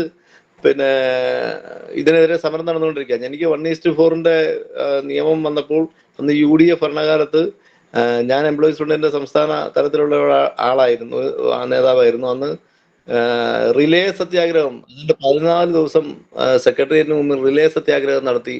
അങ്ങനെ നിരവധി സമരങ്ങൾ അതിനുശേഷം ഇങ്ങോട്ട് പിന്നീട് വന്ന സംഘടനകളും മറ്റ് സംഘടനകളും എല്ലാം നടത്തുന്നുണ്ട്. ഇപ്പോഴും സംഘടനകൾ, കഴിഞ്ഞ ദിവസം KCEC AITUസിന്റെ സമരം നടന്നു. അപ്പം സംഘടനകളെല്ലാം ജീവനക്കാർക്കൊപ്പമാണ്. സഹകരണ മേഖല നിലനിൽക്കേണ്ടത് ജീവനക്കാരുടെ ആവശ്യമാണ്. പുതിയ സംവിധാനങ്ങൾ, പുതിയ പരിഷ്കാരങ്ങൾ മറ്റ് ബാങ്കുകളൊക്കെ കൊണ്ടുവരുമ്പോൾ അതിലേക്ക് പോകാൻ നമ്മൾ തയ്യാറെടുക്കണം. അതിന് യോഗ്യതയുള്ളവരൊക്കെ വേണം. ഇതെല്ലാം ശരിയാണ്. പക്ഷെ ഇതെല്ലാം വരുമ്പോഴും ഈ നിലവിലുള്ള ജീവനക്കാരെ അതിനെ പ്രാപ്തരാക്കുന്നതിനുള്ള സംവിധാനം, പരീക്ഷകളൊക്കെ ചെയ്യുമ്പോൾ അതിനനുസരിച്ചുള്ള ക്രമീകരണങ്ങൾ നടത്തണം എന്നാണ് ഞങ്ങൾക്ക് അഭിപ്രായം. ഇത് സംബന്ധിച്ച് നേരിട്ട് നമ്മൾ നിവേദനം കൊടുത്തിട്ടുണ്ട്.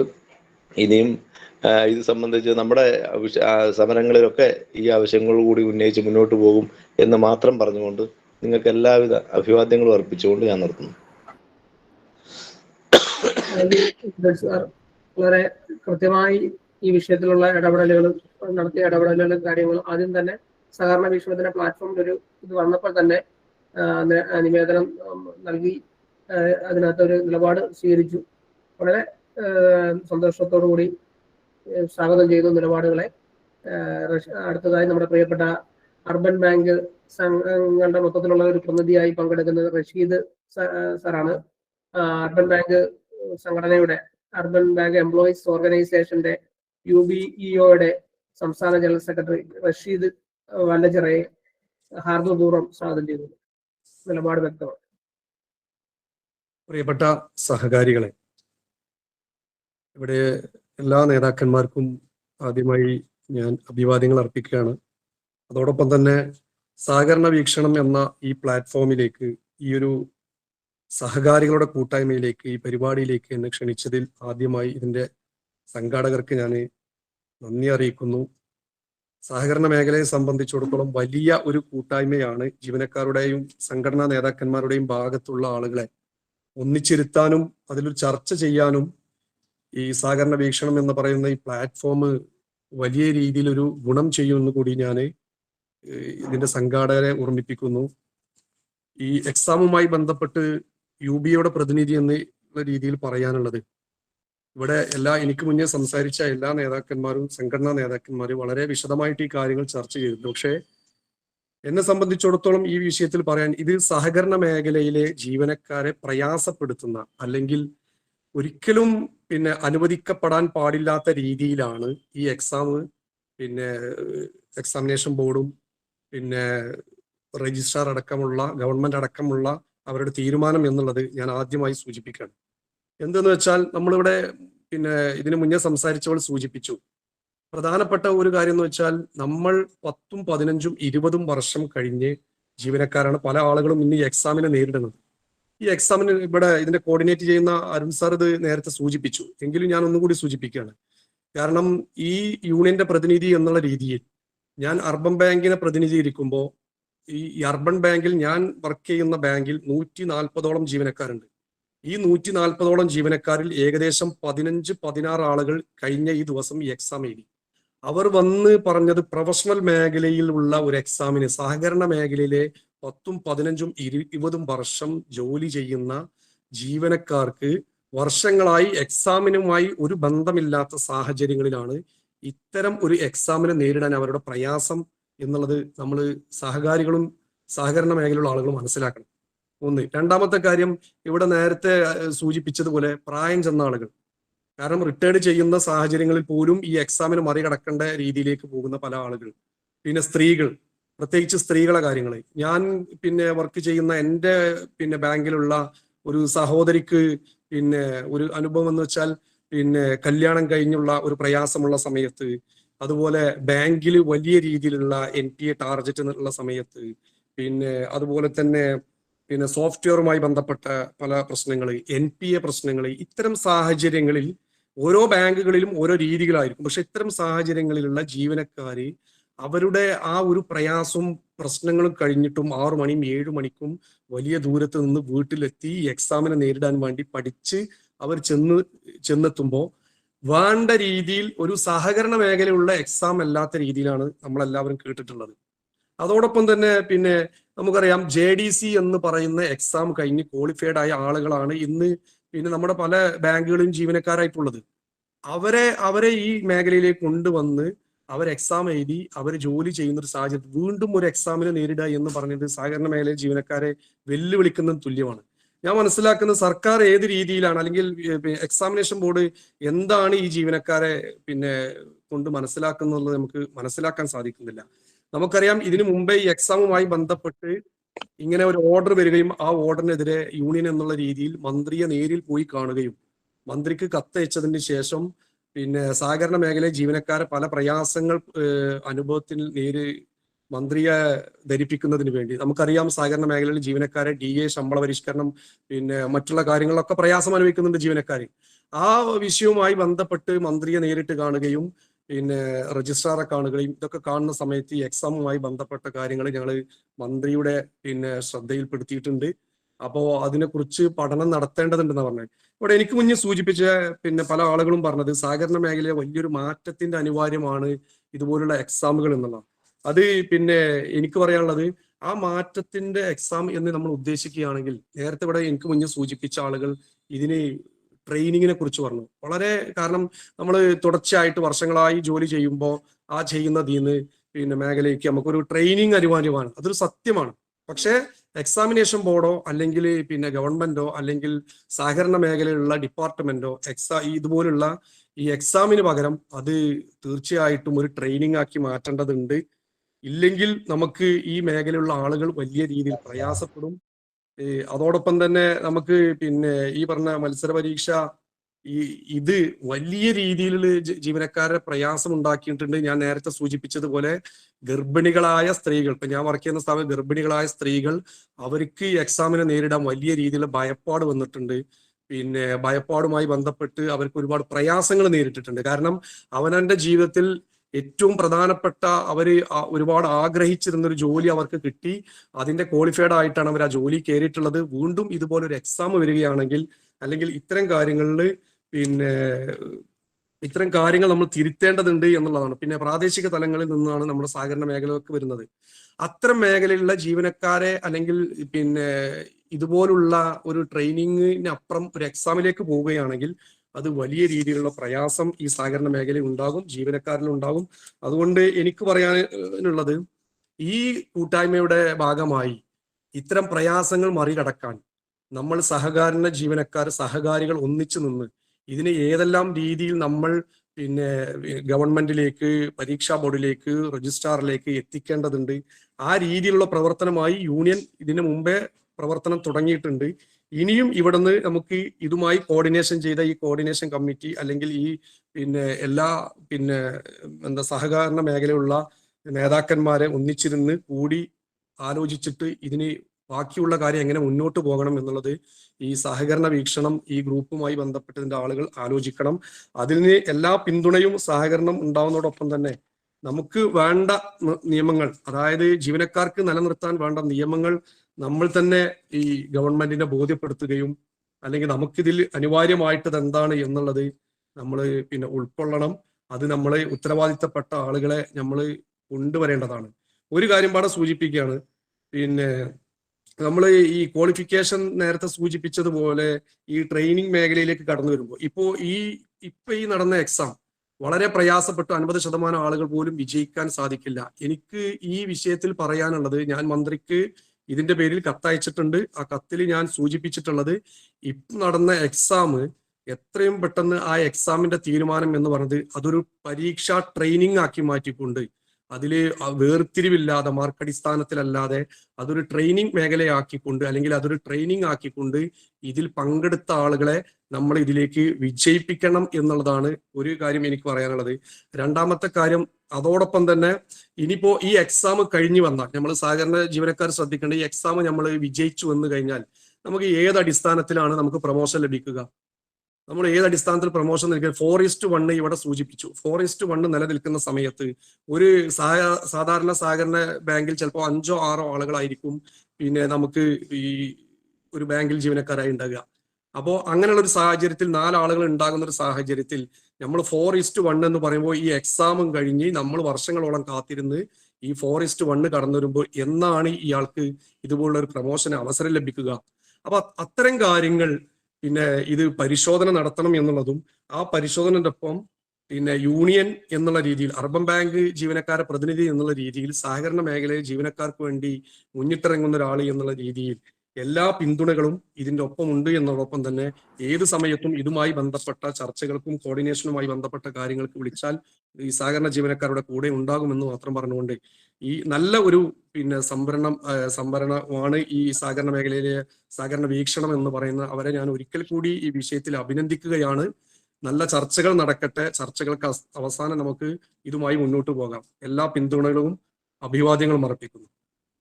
Thank you sir, thank you Rasheed sir. വളരെ കൃത്യമായി എല്ലാ സംഘടനാ നേതാക്കന്മാരും അവരുടെ നിലപാട്, സഹകരണ മേഖലയിലെ ജീവനക്കാരോടുള്ള അവരുടെ കമ്മിറ്റ്മെന്റ് രേഖപ്പെടുത്തിയിട്ടുണ്ട്.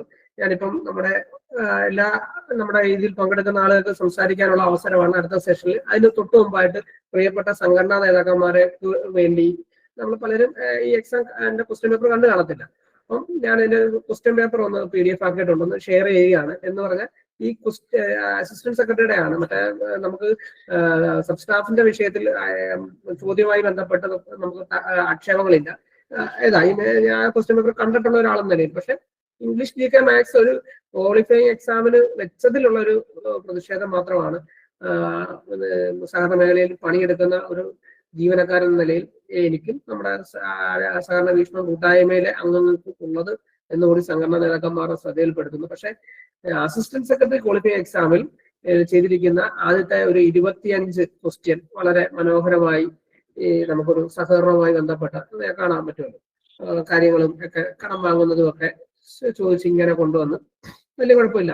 ഒരു ഇതൊക്കെ ഇങ്ങനെ ചോദിച്ചൊരു 25ാമത്തെ ക്വസ്റ്റ്യന് ശേഷം ഇത് 26 കഴിഞ്ഞ നേതൃത്വ 27ാമത്തെ ക്വസ്റ്റ്യൻ തൊട്ട് ഇതിനകത്ത് ഏതെങ്കിലും ഒരു ക്വസ്റ്റ്യന് ആർക്കെങ്കിലും ഒരു ആൻസർ ചെയ്യാൻ പറ്റുന്ന സാഹചര്യം ഉണ്ടാകുന്നു എന്നുള്ളതാണ്.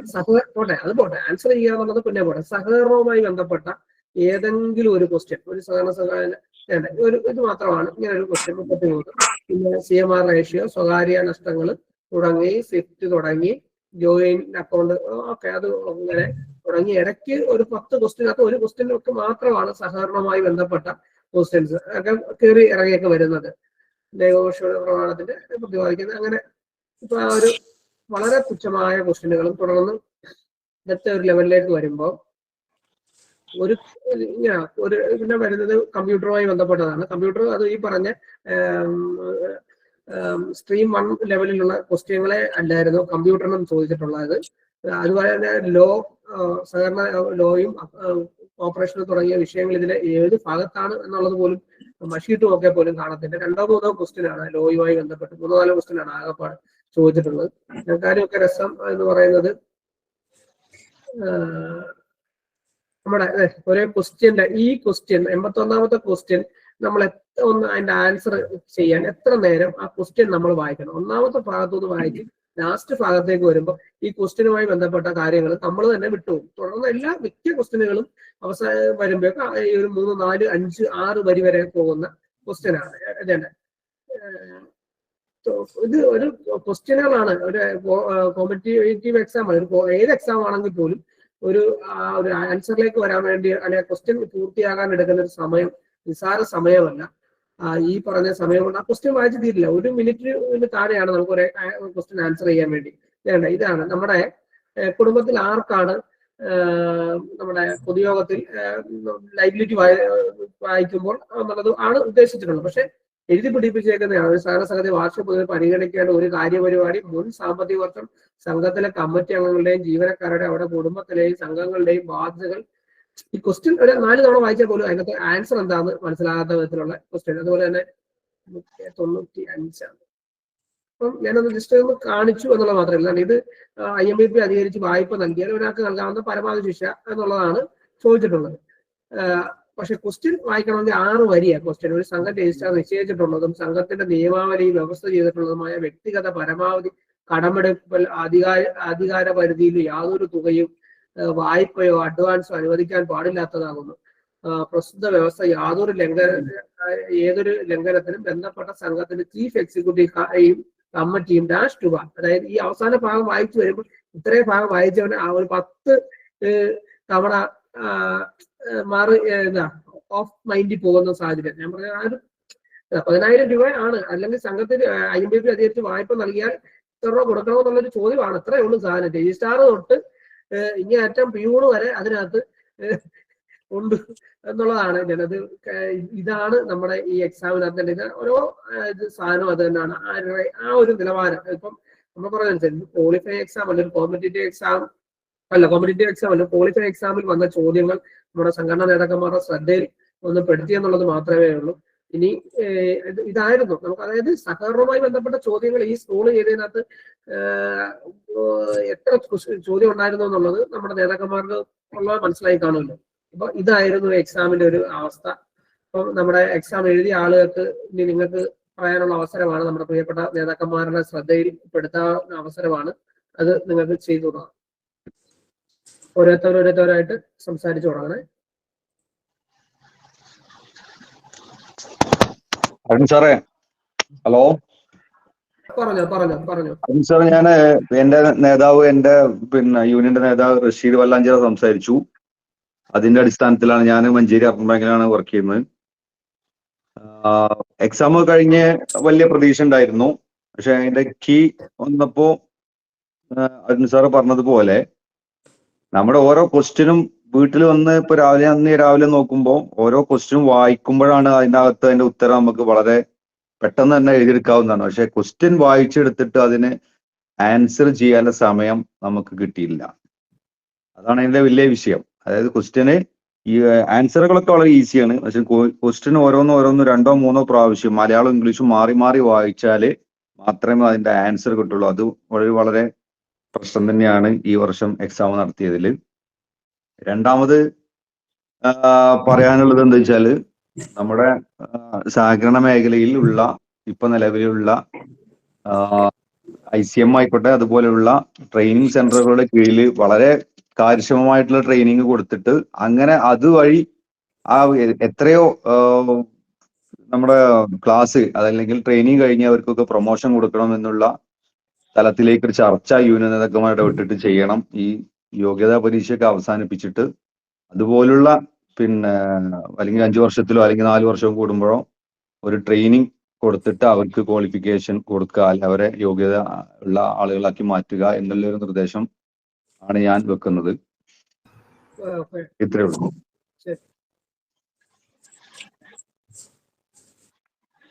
ഹലോ. ഞാന് പറയാൻ ഉദ്ദേശിക്കുന്ന കാര്യം ഈ പറഞ്ഞത് തന്നെയാണ്. നമ്മളുടെ ഈ ഇൻക്രിമെന്റിനും ഇതിനും എല്ലാം ട്രെയിനിങ് ഉണ്ട്. ആ ട്രെയിനിങ് കുറച്ചും കൂടെ കാര്യക്ഷമമാക്കി കുറച്ചും കൂടെ അറിവ് പകരുന്ന രീതിയിൽ സംവിധാനം ചെയ്ത് വരുവാണെങ്കിൽ ഈ പരീക്ഷ നമുക്ക് ഒഴിവാക്കാവുന്നതാണ്. പിന്നെ സിലബസ് ഈ പറഞ്ഞ അതിൽ ഉൾപ്പെട്ട ഒരു സിലബസ് വരികയാണെങ്കിലും നല്ലതാണ്. വേറൊരു പ്രധാന കാര്യം ഞാൻ ശ്രദ്ധപ്പെടുത്തുന്നത്, നമ്മളുടെ ഈ 1:4 1:1 അത് സംബന്ധിച്ച് ഒരു പൊതുവായ ചർച്ച ഉണ്ടാകേണ്ടിയിരിക്കുന്നു. ഈ 1:1 എന്ന് പറയുമ്പോൾ ഒരു സംഘത്തിൽ ഒരു അസിസ്റ്റന്റ് സെക്രട്ടറി മാത്രം ഉള്ളപ്പോൾ നമുക്കൊരു പ്രൊമോഷൻ കിട്ടാൻ നിർവാഹമില്ല. അപ്പോ പണ്ട് ഈ കാര്യത്തില് ടോട്ടൽ 25% അധികരിക്കാതെ നേരിട്ട് നിയമനം സാധ്യമല്ല എന്നുള്ള ഒരു വ്യവസ്ഥയുണ്ടായിരുന്നു ചട്ടത്തിൽ. അത് എടുത്തു കളഞ്ഞു. അപ്പോ ആ സംഭവം, ആ ഒരു നിബന്ധന നമുക്കുണ്ടെങ്കിൽ ഈ ഒരു അസിസ്റ്റന്റ് സെക്രട്ടറി ഉള്ള സംഘത്തിൽ നമുക്ക് ഈ പ്രൊമോഷനോ മറ്റു കാര്യങ്ങളോ ഒക്കെ എളുപ്പത്തിൽ സാധ്യമാകും. ഇപ്പൊ നിലവില് ഈ 1:1 എന്ന് പറയുന്നത് വന്നു കഴിയുമ്പോൾ ഒരു അസിസ്റ്റന്റ് സെക്രട്ടറി അല്ലെങ്കിൽ ഒരു ചീഫ് ക്യാഷർ അസിസ്റ്റന്റ് സെക്രട്ടറി ഉള്ളവർക്ക് ഒരു പ്രൊമോഷൻ കിട്ടാൻ നിർവാഹമില്ല. താഴെയുള്ളവർക്കും ഒരു നിർവാഹവുമില്ല. ഈ പരീക്ഷയെല്ലാം പാസ്സായെന്ന് പറഞ്ഞിട്ട് യാതൊരു കാര്യവുമില്ല. പണ്ട് നമുക്ക് ടോട്ടൽ 25% അധികരിക്കാതെ നേരിട്ട് നിയമനം സാധ്യമല്ല എന്ന് പറയുന്ന ഒരു വ്യവസ്ഥയുണ്ടായിരുന്നു. പുതിയ ചട്ട ഭേദഗതിയിൽ അത് മുഴുവൻ എടുത്തു കളഞ്ഞു. നമ്മളിത് ട്രെയിനിങ്ങിനൊക്കെ പോകുമ്പോൾ അവര് പറഞ്ഞ ഒരു കാര്യം, നിങ്ങളുടെ സംഘടനാ നേതാക്കന്മാരൊന്നും ഈ പറഞ്ഞ കാര്യങ്ങളൊന്നും ശ്രദ്ധിച്ചിരുന്നില്ല, അവർ വേണ്ടത്ര ഇതൊന്നും അതിൽ ഉന്നയിച്ചിട്ടില്ല എന്നുള്ളതാണ് ഈ ട്രെയിനിങ് ക്ലാസ്സിലൊക്കെ പോയപ്പോൾ പറഞ്ഞു കേട്ടിരുന്നത്. അപ്പൊ അതുകൊണ്ട് സംഘടനാ നേതാക്കന്മാരോട് ഒരു പ്രധാനമായ ഒരു അഭ്യർത്ഥന, ഈ പറഞ്ഞ കാര്യത്തിൽ ഒരു ശ്രദ്ധ ഉണ്ടാകണം. കാരണം പരീക്ഷ എങ്ങനെയെങ്കിലും എഴുതി പഠിച്ച് പാസ്സായാൽ പോലും നമുക്കൊരു പ്രൊമോഷൻ കിട്ടുന്ന ഒരു സംവിധാനം അതിനകത്തില്ല. കാരണം എവിടെ കിട്ടാൻ 1:1 എന്ന് പറയുന്ന ഒരു സംവിധാനത്തിൽ നമുക്കൊരു പ്രൊമോഷൻ കിട്ടാൻ യാതൊരു മാർഗവുമില്ല. അപ്പൊ അതേ സമയത്ത് ഇപ്പോൾ അർബൻ ബാങ്കിലൊക്കെ ആണെങ്കിൽ 5 6 അസിസ്റ്റന്റ് സെക്രട്ടറിമാരുണ്ട്. അതിൽ 1 2 ഒക്കെ പുറത്തുനിന്ന് ഒന്നോർത്തുണ്ട്, കുഴപ്പമൊന്നുമില്ല, വലിയ പ്രശ്നങ്ങളില്ല. അതേസമയത്ത് പ്രാഥമിക സ്ഥാപന സംഘത്തില് ഈ പറയുന്ന ഒരു അസിസ്റ്റന്റ് സെക്രട്ടറി ഉള്ളപ്പോ 1:1 എന്ന് പറയുന്ന വ്യവസ്ഥ അതും ഈ മാറ്റണമെന്നും പറയുന്നില്ല. പക്ഷെ അത് ടോട്ടൽ 25% അധികരിക്കാത്ത പഴയ വ്യവസ്ഥ പുനഃസ്ഥാപിക്കണം.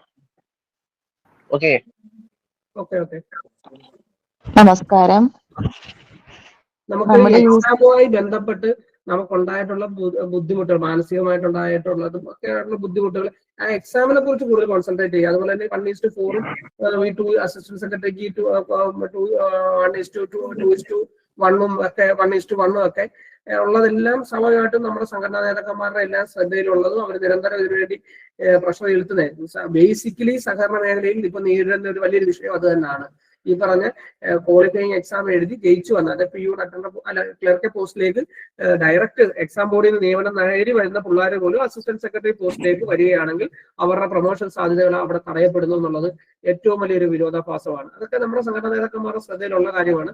അപ്പം ഈ എക്സാമുമായി ബന്ധപ്പെട്ട് നമുക്കുണ്ടായിട്ടുള്ള അനുഭവങ്ങൾ നമുക്ക് ഷെയർ ചെയ്യുന്നതാണ് ഏറ്റവും ഉചിതം. അന്നേരം അത് വെച്ചുകൊണ്ട് ഇനി വരുന്ന എക്സാമിൽ നമുക്ക് വേണ്ടിയല്ല നമ്മൾ ഈ സംസാരിക്കുന്നത്. ഈ നമ്മുടെ വീക്ഷണം പ്ലാറ്റ്ഫോമിൽ എഴുതിയ അസിസ്റ്റന്റ് സെക്രട്ടറി എഴുതിയത് 97% ആളുകൾ വിജയിച്ചിട്ടുണ്ട്. അത് നമ്മൾ സ്ട്രീം 2 ക്വസ്റ്റ്യനും കൂടെ അത് വർക്ക്ഔട്ട് ചെയ്തുകൊണ്ടാണ്, എല്ലാവർക്കും അറിയാവുന്ന കാര്യമാണ്.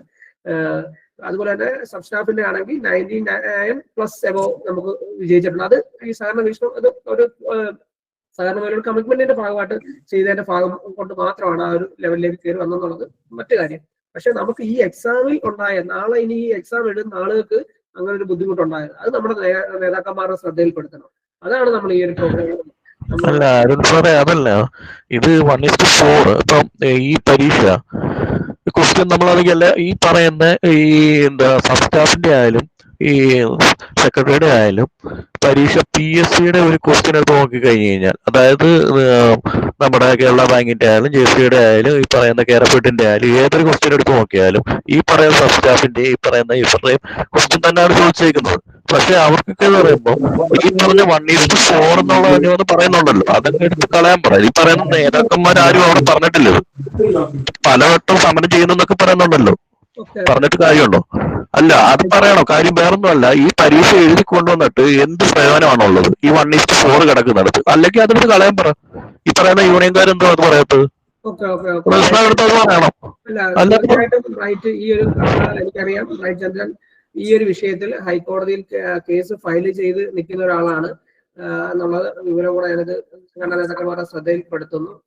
അപ്പം നമുക്ക് 1 മിനിറ്റ് താഴെ ജസ്റ്റ് നമുക്ക് എന്താണ് പറയാനുള്ളത് പറഞ്ഞ് പോവുക എന്നുള്ളതാണ് നമ്മളത്.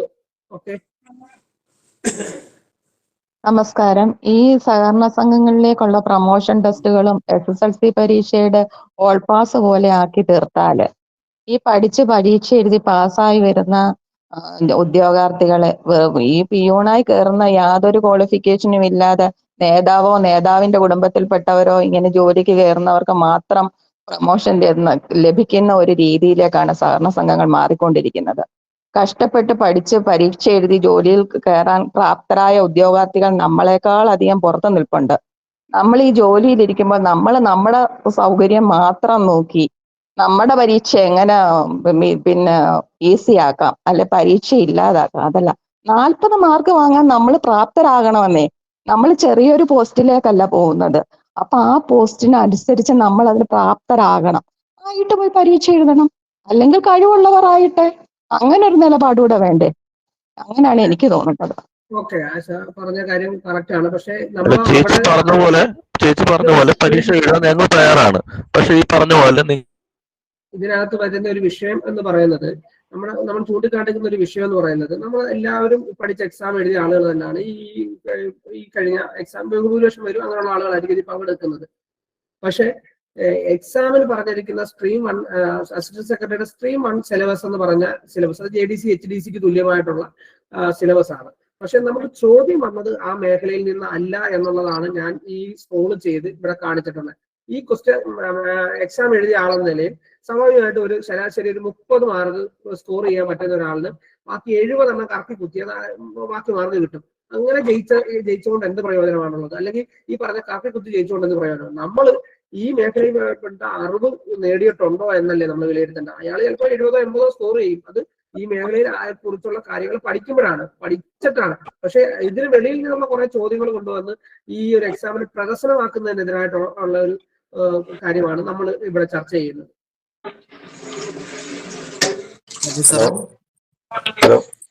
ഒരു കാര്യം പറഞ്ഞോട്ടെ. നിയമം പറയുമ്പോൾ അത് എല്ലാവർക്കും ഒരുപോലെ ബാധകമാവുന്നുണ്ട്. ഈ 10 വർഷം മുമ്പേ ഉള്ള 2014 ഈ നിയമം 14 വരെയുള്ള ആൾക്കാർ ഈ ഒരു എക്സാം എഴുതണമെന്നാണ് ഇപ്പം നിയമമുള്ളത്. പക്ഷെ അതിനു ഒരേ ഇതിൽ 2 ബാങ്കിൽ കയറിയ ആൾക്കാർ ഒരാൾ പ്രൊമോഷനായി പോവുകയും ഒരാൾ തൻ്റേതല്ലാതായ കാരണത്താൽ അവിടെ തന്നെ നിന്നു പോവുകയും ചെയ്യുന്നുണ്ട്.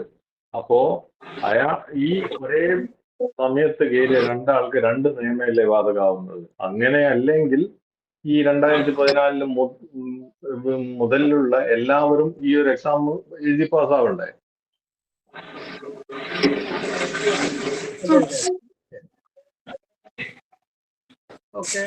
അല്ലാട്ടാ ഇനി വരുന്നത് നോക്കിയാ പോരെ, ഫണ്ട് അടുത്ത ആള് മറുപടി. അല്ല, പണ്ടുള്ളതല്ലേ പറയുന്നത്. ആ ഒരു നിയമം വരുമ്പോ നമ്മളിപ്പോ ഏതെങ്കിലും ഒരു ഡേറ്റ് വെച്ച് അതിനുശേഷമുള്ള ആൾക്കാർ, ഇത് 10 കൊല്ലം മുമ്പേ ഉള്ള ആൾക്കാർ ഇത് എഴുതണം എന്ന് പറയുന്നതിലൊരു അർത്ഥമുണ്ടോ? അതാണ് ഞാൻ ചോദിക്കുന്നത്. നമ്മളൊരു നിയമം വരുമ്പോ ആ നിയമത്തിന് ശേഷമുള്ളവർ പോയിട്ടുണ്ടായിരുന്നു. ഹലോ, പറഞ്ഞോ, കേൾക്കാം. സാർ ഇത് മലപ്പുറത്ത് നിന്ന് ആഷിഖാണ്, മമ്പാട് സർവീസ് ബാങ്ക്. സാറേ, ഇതിൽ നമ്മൾ ക്വസ്റ്റ്യന് പഠിച്ച ആളുകൾക്ക് പോലും ഈ ക്വസ്റ്റ്യന് ആൻസർ ചെയ്യാൻ കഴിയാത്തൊരവസ്ഥ ഉണ്ടായിരുന്നു. അതായത് ക്വസ്റ്റ്യന് സാറ് പറഞ്ഞതുപോലെ ഒരുപാട് നീട്ടി വലിച്ചിട്ട് നമ്മുടെ സമയം അപഹരിക്കുന്ന രീതിയിലുള്ള ക്വസ്റ്റ്യനാണ് വിട്ടത്. പിന്നെ നമുക്ക് ആൻസർ അറിഞ്ഞാൽ പോലും അത് നമുക്ക് ആൻസർ ട്രൈ ചെയ്യാൻ പോലും നമുക്ക് സമയമില്ല, നമുക്ക് അതിനുള്ള ഒരു കോൺഫിഡൻസും ഇല്ല. പിന്നെ ക്വസ്റ്റ്യൻ പേപ്പറൊക്കെ കിട്ടിയപ്പോൾ തന്നെ നമ്മുടെ ആത്മവിശ്വാസം പകുതി പോയിട്ടുണ്ട്. വളരെ വളരെ മോശമായ രീതിയിലാണ് ഈ സർവീസ് എക്സാമിനേഷൻ ബോർഡ് നടത്തിയത്. അത് എനിക്ക് 100% ഉത്തമ ബോധ്യമുള്ള സംഗതിയാണ്. അപ്പൊ ഇങ്ങനെ ഒരു പ്ലാറ്റ്ഫോം തന്ന സഹകരണ വീക്ഷണം പിന്നെ ആളുകൾക്ക് അതിന് പ്രത്യേക അഭിനന്ദനം അറിയിക്കുന്നു. Thank you. ഓക്കെ, ഇതുപോലുള്ള അഭിപ്രായങ്ങളാണ് നമ്മൾ ഈ ഒരു വിഷയത്തിൽ നമ്മൾ ചർച്ച ചെയ്യാൻ ഉദ്ദേശിക്കുന്നത്.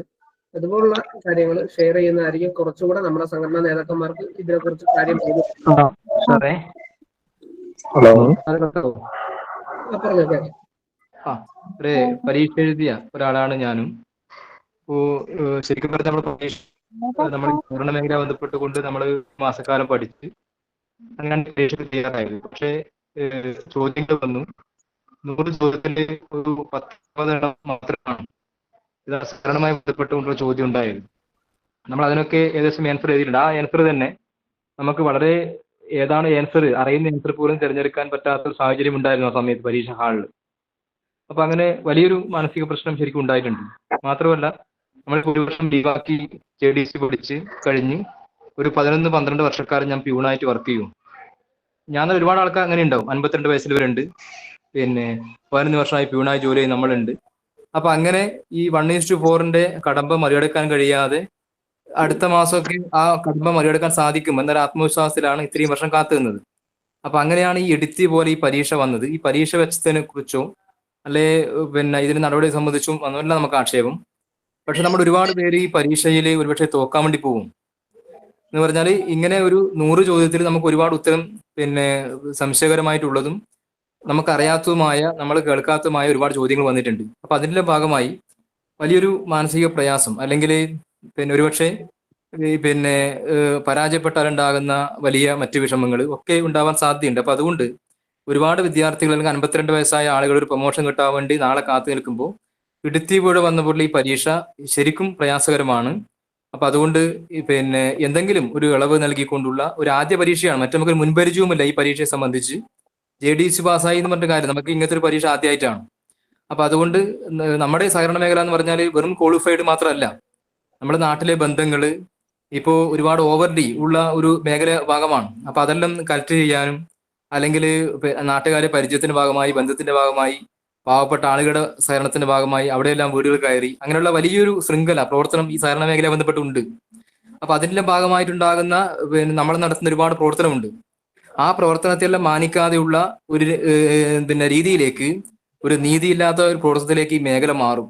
അപ്പൊ അതുകൊണ്ട് ഒരു നല്ല നിലയിൽ ആലോചിച്ചുകൊണ്ട് എല്ലാവരെയും വിജയിപ്പിക്കാൻ ആവശ്യമായ ഇടപെടൽ നടത്തി ഭാവിയിൽ ഇത്തരം കാര്യങ്ങൾ വരുമ്പോൾ കുറച്ചും കൂടെ ആലോചിച്ചുകൊണ്ട് ചെയ്താൽ ഇതൊക്കെ ഭംഗിയായി മുന്നോട്ട് പോകും. ട്രെയിനിങ് ആയാലും മറ്റു കാര്യമൊക്കെ നടത്തി മുന്നോട്ട് പോകും. അതുകൊണ്ട് എല്ലാവരെയും പ്രയാസം മനസ്സിലാക്കിക്കൊണ്ട് ഒരു ആദ്യ പരീക്ഷ എന്ന നിലയിൽ പിന്നെ പരിഗണിച്ചുകൊണ്ട് എല്ലാവരെയും വിജയിപ്പിക്കാൻ ആവശ്യമായ ഒരു ഇടപെടൽ സർക്കാരിന്റെ ഭാഗത്തുനിന്നല്ലേ ബോർഡിന്റെ ഭാഗത്തുണ്ടാവണം.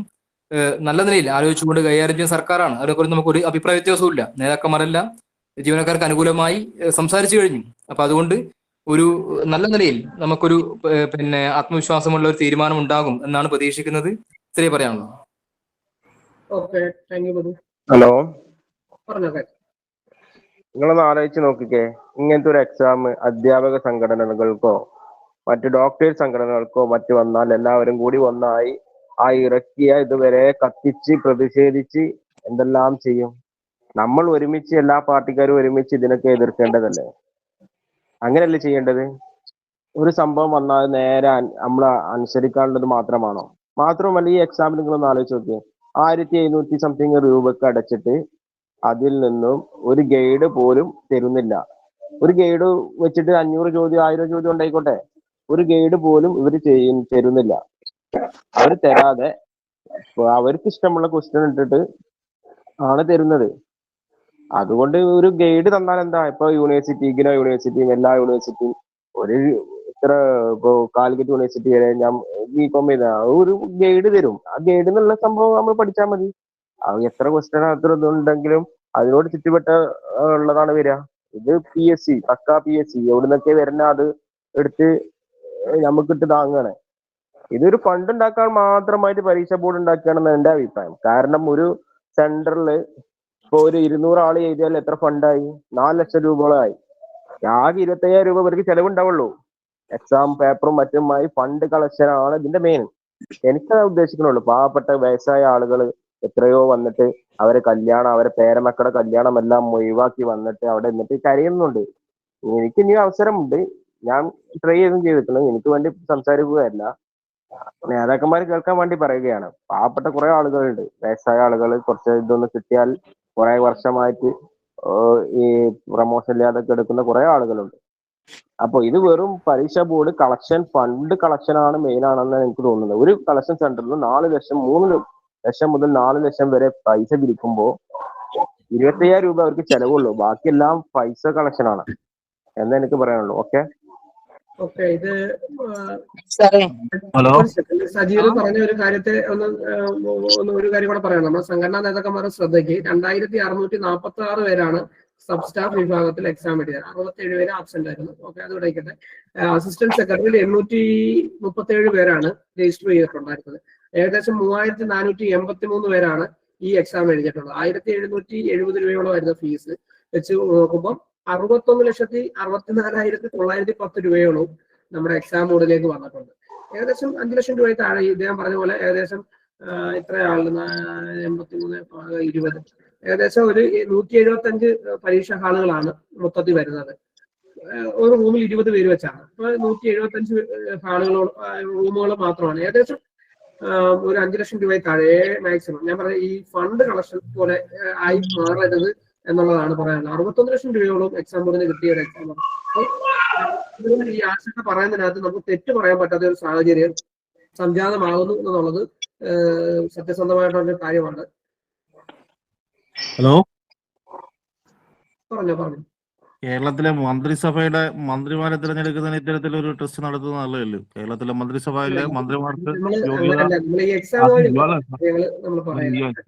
യോഗ്യത പരീക്ഷ നടത്തുമ്പം അതിനും യോഗ്യത വരണമല്ലോ. അതിനും കൃത്യമായ യോഗ്യതയില്ലാത്തവരാണല്ലോ ഈ കാര്യങ്ങളിലേക്ക് വരുന്നത്. അപ്പം ഇത് പുതിയ തീരുമാനങ്ങൾ നടപ്പിലാക്കുമ്പോൾ അത്തരത്തിലല്ലയോ തീരുമാനങ്ങൾ നടപ്പിലാക്കേണ്ടത്? എക്സാമിനേഷൻ സബ്സ്റ്റാഫിന് ഇടുന്ന ക്വസ്റ്റ്യൻ എന്ന് പറയുന്നത് ജൂനിയർ ക്ലർക്കിന്റെ ക്വസ്റ്റ്യനെ അടിസ്ഥാനമാക്കി യോഗ്യത ഇട്ടിട്ട് സബ്സ്റ്റാഫിന്റെ ആ ക്വസ്റ്റ്യൻ ആണോ ഇട്ട് കൊടുക്കേണ്ടത്? അത്തരത്തിൽ ക്വസ്റ്റ്യൻ ആണോ ഇട്ട് കൊടുക്കേണ്ടത്? അപ്പൊ അതിനെ സംബന്ധിച്ച് ഹലോ സാറേ. ഹലോ. സാറേ, ഞാൻ കോട്ടയം ജില്ലയിലെ നെടുകുന്നം സർവീസ് സഹകരണ ബാങ്കിലെ സ്റ്റാഫാണ്. അക്കൗണ്ടന്റായിട്ട് ജോലി ചെയ്യാണ്. സാറേ, ഈ എക്സാം എന്ന് പറയുന്നത് ശരിക്കും ഒരു ക്ലറിക്കൽ സ്റ്റാഫിന്റെ ക്വാളിഫിക്കേഷൻ അനുസരിച്ചുള്ള ഒരു ടെസ്റ്റാണ്. ഇതേ ടെസ്റ്റ് ഇതുപോലെ വലിയ വ്യത്യാസമില്ലാത്ത ടെസ്റ്റാണ് ക്ലറിക്കലിന് നടത്തുന്ന ടെസ്റ്റ്. നമ്മൾ എക്സാമിനേഷൻ ബോർഡ് ക്ലറിക്കൽ പോസ്റ്റിലേക്ക് നടത്തുന്നത്. അതേപോലെ തന്നെ ഒരു ടെസ്റ്റാണ് ഈ പ്രാവശ്യം നടത്തിയത്. എങ്കിൽ ഈ 1:4 എടുത്ത് കളഞ്ഞുകൊണ്ട് ഇതേ രീതിയിൽ മോഡൽ ടെസ്റ്റ് നടത്തി അതിൽ നിന്ന് യോഗ്യത നേടുന്നവർക്ക് ജോലി കൊടുക്കേണ്ടതല്ലേ? ക്ലറിക്കൽ പോസ്റ്റിലേക്ക് പ്രൊമോഷൻ ചെയ്യേണ്ടതല്ലേ ശരിക്കും പറയേണ്ടത്? ഈ 1:4 ആണ് ആദ്യം എടുത്ത് കളയേണ്ടത്. അതുപോലെ തന്നെ ഞാൻ ഈ അസിസ്റ്റന്റ് സെക്രട്ടറിയുടെ പോസ്റ്റിലേക്കുള്ള ടെസ്റ്റ് പാസ് ചെയ്യാനാണ്. എനിക്ക് പ്രൊമോഷൻ കിട്ടുന്നുണ്ടെങ്കിൽ ഇനിയും ജീവിതകാലത്ത് എനിക്ക് പ്രൊമോഷൻ കിട്ടത്തില്ല. ഞാൻ വെറുതെ പോയി ടെസ്റ്റ് എഴുതിയത് മാത്രമല്ല, ഞാൻ കോടതി പോകാൻ വേണ്ടിയാണ് ടെസ്റ്റ് പാസ്സായത് അതിനു തന്നെ മാത്രം പാസ്സായതാണ്. ഈ ഒരു സാഹചര്യമാണുള്ളത്. ഇനി കേരളത്തിലെ ഞങ്ങളെ ഭരിക്കുന്ന ഓഡിറ്റർമാരെ, ഇൻസ്പെക്ടർമാരെ, അതിൽ 40% പേരും ഇന്നും SLCയും +2 മാത്രമുള്ളവരാണ്. അവർ ക്ലറിക്കൽ ടെസ്റ്റ് പാസ്സായി വന്നവരാണ്. അവർക്ക് ഒരു പ്രൊമോഷൻ, അവർക്ക് ഇൻസ്പെക്ടർ ആകുന്നതിനും ഓഡിറ്റർ ആകുന്നതിനും ഒരു ടെസ്റ്റും ഇല്ല. കേരളത്തിലെ ഇപ്പൊ AR ആയിട്ട് AD ആയിട്ട് ഇരിക്കുന്നതിന്റെ അകത്തും ഉണ്ട് +2 വരെ പാസ്സായവരെ. അവർ ഏത് ടെസ്റ്റ് പാസ്സായിട്ടാണ് ഇവിടെ AD ആയത്? JD ആകുന്ന എവിടുത്തെയാണ്? JR ആകുന്ന എവിടുത്തെയാണ്? ഇങ്ങനെയുള്ള ഈ താന്നോന്നിത്തരമാണ് ഇവിടെ എല്ലാം കാണിച്ചു വെക്കുന്നത്. ഇനി അത് പോരായിട്ട് ഇവർക്ക് ഞാൻ ഈ കഴിഞ്ഞ ദിവസം ഒരു ഫണ്ട് റോഷമായി സംബന്ധിച്ച് ഒരു പരാതിയുമായിട്ട് വന്നു. ഇവര് ഞാൻ പ്രദാനം ചെയ്യുന്ന പ്രദേശത്തെ JD AD എല്ലാം ഉൾപ്പെടെയുള്ളവർ പറഞ്ഞു ഇത് തെറ്റ് തന്നെയാണ്. ആ തെറ്റ് ഓഡിറ്റ് ഡയറക്ടറോട് പറയാൻ തേടിയുള്ളവരാണ് ഈ വർഗം. ഞാൻ എൻ്റെ അനുഭവം പറഞ്ഞു തന്നത് ഇത്.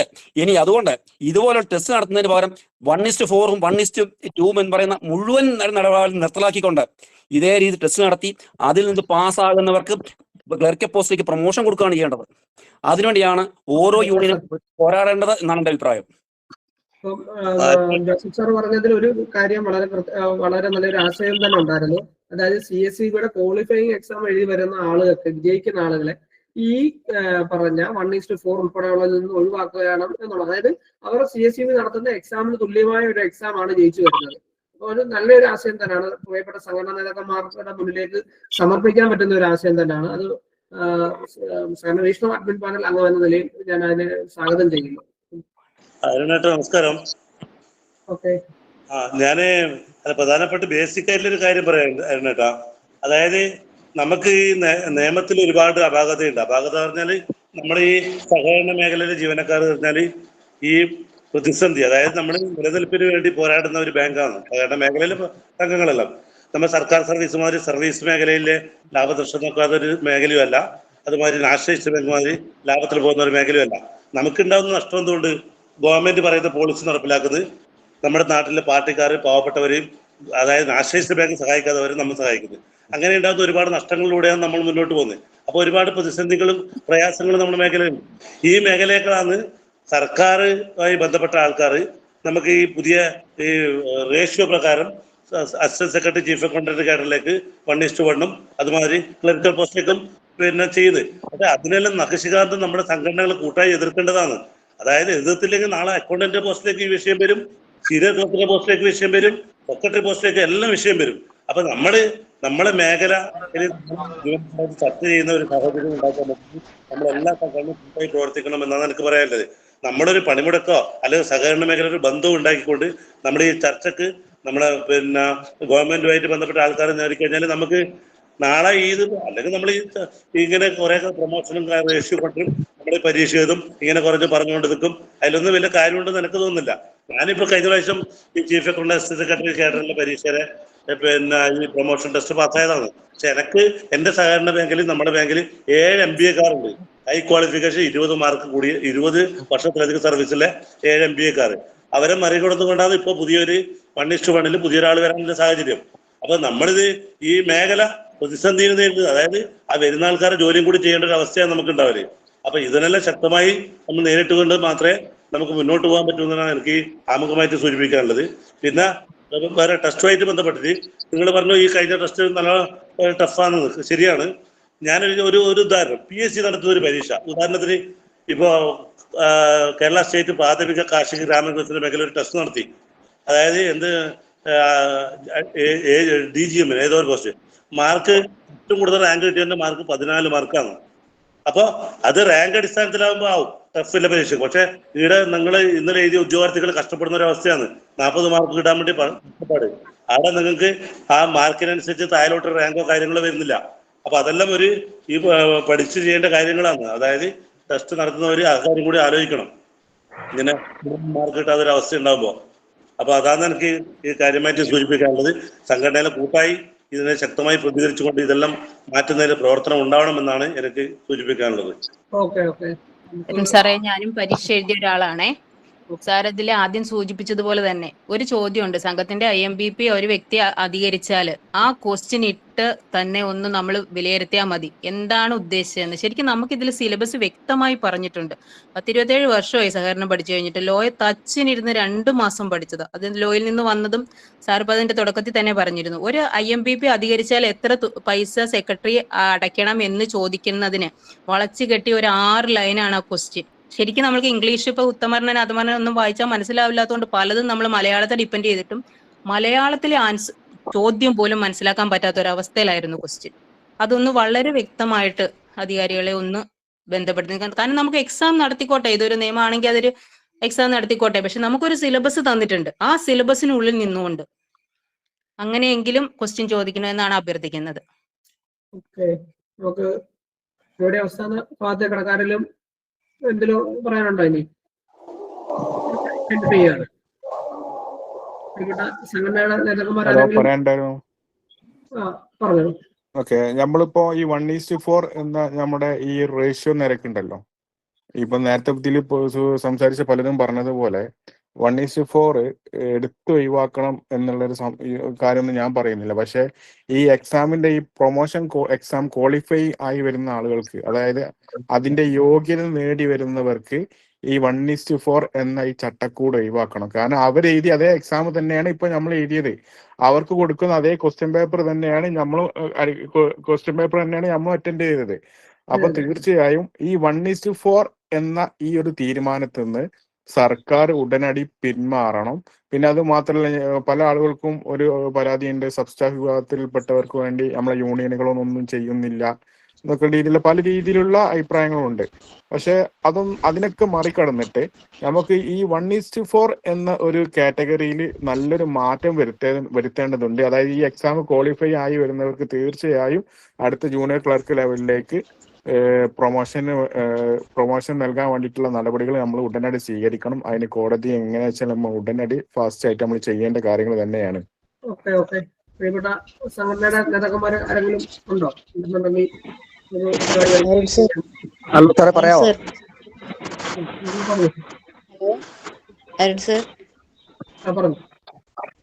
ഞാനും ഇതേ എക്സാം എഴുതിയ ആളാണ്. ഹലോ, കേക്കാവോ? ഞാൻ സെക്രട്ടറി എക്സാം എഴുതിയ ആളാണ് ഞാനും. ഞങ്ങൾക്കും ഇതേ ക്വസ്റ്റ്യൻ വായിച്ച് മനസ്സിലാക്കാനുള്ള വളരെ ബുദ്ധിമുട്ടുണ്ടായിരുന്നു. ഇംഗ്ലീഷും മലയാളവും മാറി മാറി നോക്കിയിട്ടൊക്കെ സമയം പോയി. അവസാനം നമുക്ക് മുഴുവൻ കാര്യങ്ങളും ചെയ്ത് തീർക്കാൻ പറ്റാതെ എങ്ങനെയെങ്കിലും ഒന്ന് ഫുള്ള് ആൻസർ ചെയ്യാന്നുള്ളൊരു രീതിയിലേക്കായി. കാരണം നമ്മൾ ഈ കമ്പ്യൂട്ടറിൻ്റെയും മാനേജ്മെൻറ്റിൻ്റെയും ഒക്കെ ക്വസ്റ്റ്യൻ കണ്ടപ്പോഴേക്കും ആകെ തളർന്നു പോയി. അവിടുന്ന് പരീക്ഷ കഴിഞ്ഞ് ഇത്രയും ദിവസമായിട്ടും ആ ഒരു ടെൻഷൻ മാറിയിട്ടില്ല.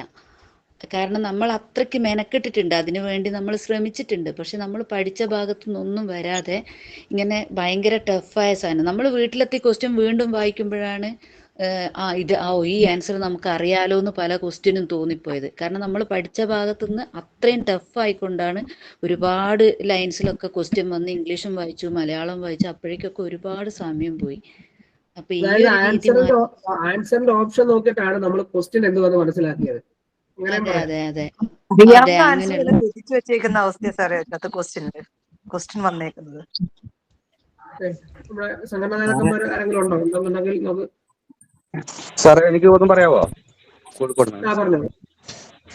സാറേ, നമ്മൾ ഈ മുഴുവൻ സംഘടനയുടെ നേതാക്കന്മാരുണ്ട്, അവരോട് പറയാനുള്ള, ഞാൻ സബ് സ്റ്റാഫ് പരീക്ഷ എഴുതിയ ഒരാളാണ്. എല്ലാ എഴുതിയ ഭൂരിപക്ഷം ആളുകൾക്കും ഈ സംഘടനകളോടും സംഘടനാ നേതാക്കന്മാരോടും ഉള്ള ഒരു ചെറിയൊരു പ്രയാസം ഉണ്ടായിട്ടുണ്ട്. നമ്മളോട് ആരും ഇടപെടുന്നില്ല, നമ്മളോട് ഇങ്ങനെ ചെയ്യുന്നൊക്കെ പറഞ്ഞിട്ടുള്ള ഒരു സ്ഥിതിയുണ്ട്. അതൊന്ന് അവരുടെ ശ്രദ്ധയിലേക്ക് പെടുത്തുകയാണ്. പിന്നെ ഒരു 2 നിർദ്ദേശമാണ് വെക്കാനുള്ളത്. പരീക്ഷകളൊക്കെ നടന്നോട്ടെ, അതിനൊന്നും പ്രയാസമില്ല. പക്ഷെ നമുക്കൊരു വയസ്സ് കൂടിക്കഴിഞ്ഞാൽ, ഏജ് കൂടിക്കഴിഞ്ഞാൽ നമ്മൾ ഡിഗ്രി ഒക്കെ ഒരു റിലാക്സേഷൻ കൊടുക്കാറുണ്ടല്ലോ, അതുപോലെ ഇതിൽ ചെയ്തിട്ട് ഈ ഒരു മാറ്റം ഉണ്ടാകുന്നതിന് വേണ്ടി ശ്രമിക്കണം. അതേപോലെ ഈ 1:4 ഒരു പരിഹാരം ഉണ്ടാക്കണമെന്നും ശ്രദ്ധയിലേക്ക് പെടുത്താം. സാർ, ഒരു കാര്യം കൂടെ ഒന്ന് സംസാരിച്ചോട്ടെ. അതെ, ഞാൻ എന്റെ സംഘടന പല പ്രാവശ്യം എന്തെങ്കിലും പറയാനുണ്ടോ? സാറേ, ഇതില് വളരെ വിഷമമുണ്ട് സാറേ. ഹലോ സാർ, ഞാനൊന്ന് പറഞ്ഞോട്ടെ. ഹലോ സാർ, ഞാൻ 2016 കയറിയ ഒരാളാണ്. എന്റെ കൂടെ കയറിയ ആള് JDC കഴിഞ്ഞ് വന്ന് 3 മാസം ആവുമ്പോഴേക്കും ആള് മരണപ്പെട്ടു. ഇനി ഞങ്ങളുടെ ബാങ്ക് ആണെങ്കിൽ സാമ്പത്തിക സ്ഥിതി വളരെ മോശമാണ്. പക്ഷെ എനിക്ക് ഇനി 1:2 പ്രകാരം കയറാൻ പറ്റുള്ളൂ എന്ന് പറഞ്ഞു. ഞാൻ AR ഓഫീസിലേക്കും KR ഓഫീസിലേക്കും ഒക്കെ പരാതി കൊടുത്തു, ഞങ്ങളുടെ യൂണിയനും പരാതി കൊടുത്തു. പക്ഷെ ഞങ്ങൾക്ക് പുറത്തുനിന്ന് 2 ആളെ എടുക്കാൻ പറ്റാത്ത സാമ്പത്തിക സ്ഥിതിയാണ്. ഈ കേറിയ ജീവനക്കാരൻ 3 മാസമാണ് ആകെ ജോലി ചെയ്തിട്ടില്ല. അപ്പോഴേക്കും കൊറോണ വന്ന് മരണപ്പെട്ടു. അദ്ദേഹത്തിന്റെ കുട്ടിയാണെങ്കിൽ അന്ന് 6 വയസ്സ് അങ്ങോട്ടോ അല്ല 6ൽ പഠിക്കുകയാണ്. ഇനി അവൻ വരണമെങ്കിൽ ഇപ്പൊ 10ാം ക്ലാസ്സിൽ എത്തിയിട്ടുള്ളൂ. അവൻ വരണമെങ്കിൽ ഇനിയും സമയം പിടിക്കും. ഞാൻ ഇത്രയും 9 വർഷമായിട്ട് ഞാൻ കേസ് കൊടുത്തിട്ട് ഒരു വക്കീലിന്റെ കയ്യിൽ കൊടുത്തു. നമ്മുടെ ഇവിടെ കോടതിയിൽ ഇതില്ല എന്നാ പറഞ്ഞത്, നമ്മുടെ ആർബിട്രേഷൻ കോടതിയിൽ. അപ്പൊ എനിക്ക് കയറാൻ അങ്ങനെ പറ്റാത്തൊരു സാഹചര്യമാണ്. പുറത്തുനിന്ന് ആളെടുക്കാനായിട്ട് ഞങ്ങളുടെ ബാങ്കിന് സാമ്പത്തിക സ്ഥിതി ഇല്ലാന്നാണ്, അതിന് സാങ്ഷൻ കിട്ടുന്നില്ലാന്ന് പറയുന്നു. നമുക്കത് മറ്റു തലങ്ങളിൽ ചർച്ച ചെയ്യേണ്ട വിഷയമാണ്. നമ്മുടെ എക്സാമുമായി ബന്ധപ്പെട്ട കാര്യമാണ് നമ്മൾ ചർച്ച ചെയ്ത് വന്നിട്ടുള്ളത്. അപ്പം പൊതുവെ എല്ലാവരും പൊതുവികാരം എന്ന് പറയുന്നത് ഈ പറഞ്ഞ ക്വാളിഫൈ എക്സാം എഴുതിയിട്ടുള്ള ആളുകളെ അവർക്ക് ഒരു കോമ്പറ്റേറ്റീവ് എക്സാമിന് തുല്യമായിട്ടൊരു എക്സാം എഴുതി ജയിച്ചു വന്നിട്ടുള്ളവരാണ്. അപ്പൊ അവർക്ക് ഈ 1:4 മറ്റേ അസിസ്റ്റന്റ് സെക്രട്ടറി പോസ്റ്റിലേക്ക് ആണെങ്കിൽ പോലും അതിനകത്തൊക്കെ ഇളവ് അനുവദിക്കുന്ന വിധത്തിലുള്ള ഒരു ഇടപെടൽ ഉണ്ടാകണം. നമ്മൾ ആ നിവേദനങ്ങൾ സമർപ്പിക്കുമ്പോൾ ആ രീതിയിൽ കൂടെ സമർപ്പിക്കണം എന്നുള്ളതാണ്. അപ്പം നമ്മുടെ സംഘടനാ നേതാക്കന്മാര് ഉണ്ടെങ്കിൽ അവർക്ക് ഇതിനകത്ത് ജസ്റ്റ് ഒരു മിനിറ്റിൽ മറുപടി പറഞ്ഞ് നമുക്ക് പ്രോഗ്രാം അവസാനം വൈൻഡപ്പ് ചെയ്യാം.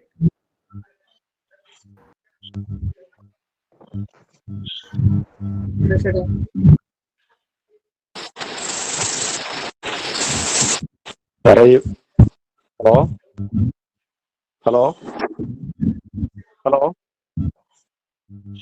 പറഞ്ഞോ ഹലോ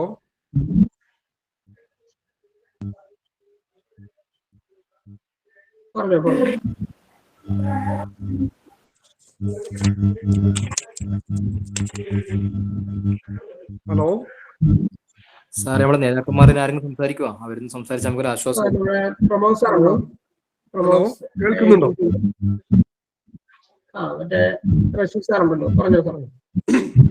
പ്രിയപ്പെട്ട സഹകാരികളെ, ഞാൻ ഇത്ര സമയം ഈ എല്ലാ ആളുകളും പറയുന്നത് വളരെ വ്യക്തമായി കേട്ടിട്ടുണ്ട്. അതില് പല നിർദ്ദേശങ്ങളും ഇതിൽ നിന്ന് മനസ്സിലാക്കാൻ സാധിച്ചിട്ടുണ്ട്. എന്നിരുന്നാൽ പോലും വളരെ പ്രയാസകരമായ ഒരു സാഹചര്യമാണ് ഈ എക്സാം എഴുതിയ ആളുകൾക്ക് ഉണ്ടായിട്ടുള്ളത് എന്നുള്ളത് നിങ്ങൾ ഓരോ ആളുകളുടെയും സംസാരത്തിൽ നിന്ന് മനസ്സിലാക്കുന്നുണ്ട്. അത് വെറും ഒരു സംസാരമല്ല, പ്രത്യേകിച്ച് അത് അവരുടെ ഹൃദയത്തിൽ നിന്ന്, അതായത് അവർക്ക് വന്ന അനുഭവവും പ്രയാസവും അവര് ആ രീതിയിലാണ് നമ്മോട് പങ്കുവച്ചിട്ടുള്ളത്. അത് ആ രീതിയിൽ തന്നെ ഒരു സംഘടനാ പ്രതിനിധി എന്നുള്ള രീതിയിൽ നമ്മൾ ഉൾക്കൊള്ളും. ഉത്തരവാദിത്തപ്പെട്ട രീതിയിൽ ഇതിനു വേണ്ടി ജീവനക്കാരെ ഈ വിഷയവുമായി ബന്ധപ്പെട്ട് ഞാനടക്കമുള്ള ജീവനക്കാര് ഇന്ന് അനുഭവിക്കുന്ന പ്രയാസങ്ങൾ, പ്രത്യേകിച്ച് ഇത്തരം 4:1 എന്ന് പറയുന്ന ഈ വിഷയം നിലവിൽ നമുക്കറിയാം. എല്ലാവരും അതുകൊണ്ട് പ്രയാസപ്പെടുന്നുണ്ട്. നിരന്തരം നമ്മൾ മന്ത്രി, ഗവൺമെന്റിനും സഹകരണ മേഖലയിലുള്ള ജീവനക്കാരുമായി എല്ലാ ആളുകൾക്കും നിരന്തരം ഇതുമായി ബന്ധപ്പെട്ട് മന്ത്രിയെ നേരിൽ കണ്ടിട്ട് ഇതൊക്കെ ചെയ്തിട്ടുണ്ട്. അപ്പൊ വീണ്ടും ഇപ്പോ കഴിഞ്ഞ മാസം പോലും ഇതേ നിവേദനവുമായി നമ്മൾ മന്ത്രിയെ നേരിട്ട് കണ്ടതാണ്. പറഞ്ഞു വരുന്നത് ഇത്തരം പ്രയാസങ്ങളിൽ സഹകരണ മേഖലയിൽ ജീവനക്കാർ ഒന്നിച്ചു നിൽക്കണം എന്നുള്ളതോടൊപ്പം തന്നെ ഇതിന് വേണ്ട ഇപ്പൊ നമ്മൾ ഈ എക്സാം, അടുത്ത ഒരു എക്സാം എങ്ങനെ നേരിടണം എന്നുള്ളതും, അല്ലെങ്കിൽ ആ എക്സാം ഇനി നിലനിർത്തി കൊണ്ടുപോകണോ എന്നുള്ളതോ, അതുപോലെ ട്രെയിനിങ് മേഖലയിലേക്ക് ഇത് മാറ്റണോ എന്നുള്ളതിനെ കുറിച്ച് ഒന്നുകൂടി നമ്മൾ പഠനം നടത്തി. പല ആളുകളും പറഞ്ഞത് എക്സാം ആവശ്യമുണ്ടെങ്കിൽ നമുക്ക് എക്സാം എഴുതാം, പക്ഷെ അതിനുള്ള സമയമോ അതിനുള്ള ടൂളുകളോ നമുക്ക് ലഭിച്ചിട്ടില്ല എന്നുള്ളതാണ്. ഒരുപക്ഷെ എക്സാം എഴുതുന്നതിന് നല്ല നമുക്ക് ട്രെയിനിങ് ആണ് സഹകരണ മേഖല ജീവനക്കാർക്ക് ആവശ്യം എന്നുള്ളതാണ്. കാരണം എക്സാം എന്ന് പറയുന്നാൽ ഒരു സമയത്ത് അത് കഴിഞ്ഞാൽ പിന്നെ ആ എക്സാമുമായി ബന്ധപ്പെട്ട് നമുക്ക് പ്രയോജനം കിട്ടുന്നില്ല. അത് ക്വാളിഫൈഡ് ചെയ്യാൻ മാത്രം ഉപയോഗിക്കുന്നതാണ്, പ്രത്യേകിച്ച് ഇപ്പൊ ഈ സഹകരണ ജീവനക്കാരുടെ പ്രശ്നം. നേരെ മറിച്ച് നമുക്ക് 2 വർഷം കൂടുമ്പോഴോ 3 വർഷം കൂടുമ്പോഴോ ജീവനക്കാരുടെ പ്രശ്നങ്ങൾക്ക് അനുസരിച്ചിട്ടുള്ള ഒരു ട്രെയിനിങ് ആയിരിക്കും ഒരു പക്ഷേ നമുക്ക് നല്ലത് എന്നുള്ളതാണ് എനിക്ക് മനസ്സിലാക്കാൻ സാധിക്കുന്നത്.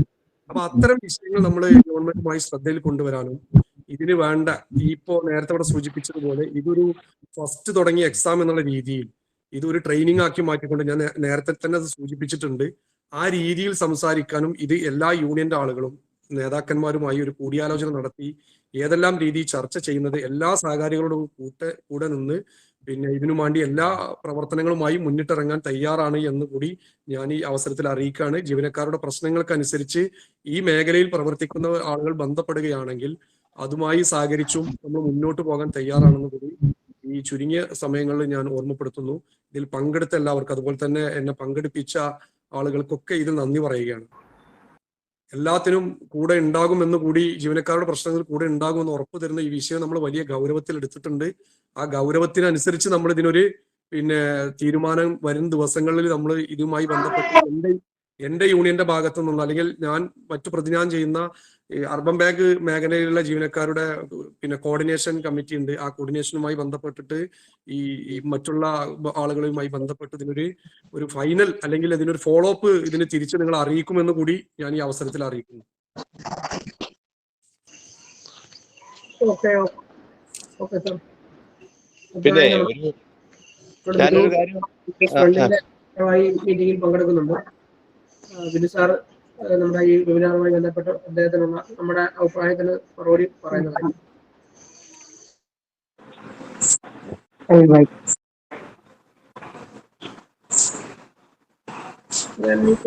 സാറേ, എനിക്ക് ശബ്ദം കിട്ടണില്ല കേട്ടോ, സംസാരിക്കണം. കേൾക്കാം സാർ പറയുന്നത് എനിക്ക് ഞങ്ങൾക്ക് കേൾക്കാം. കേൾക്കുന്നുണ്ട്, പറഞ്ഞോ, കേൾക്കുന്നുണ്ട്.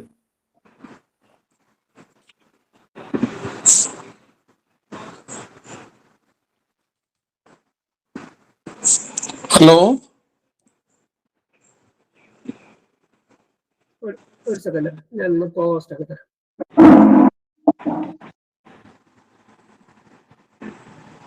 അരുണേ, ഹലോ,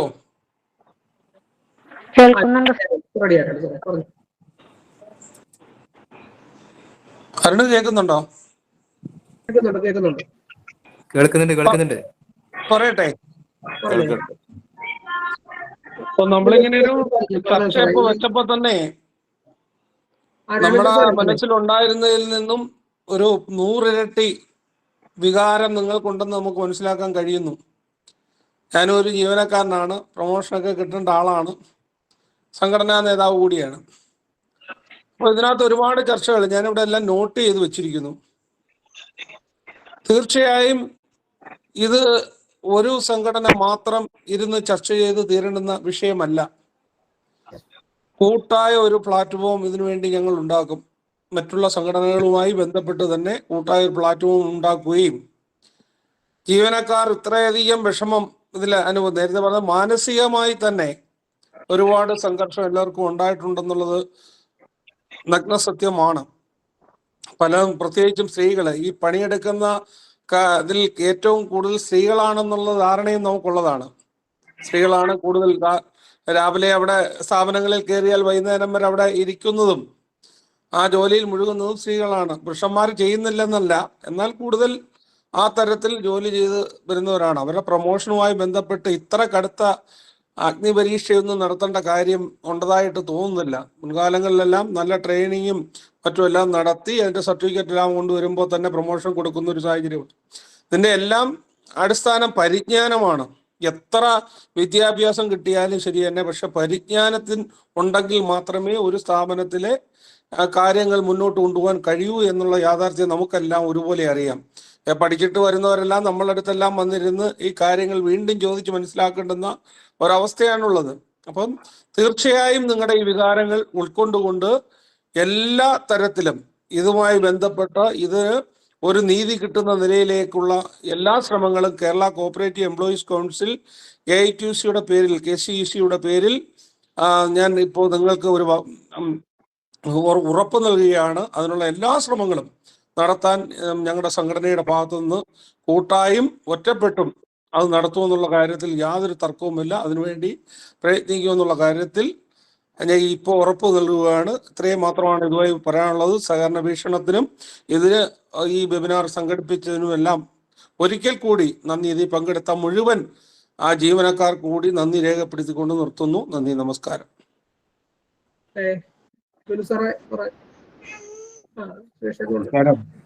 അരുൺ, വളരെ നല്ലൊരു ചർച്ചയായിരുന്നു.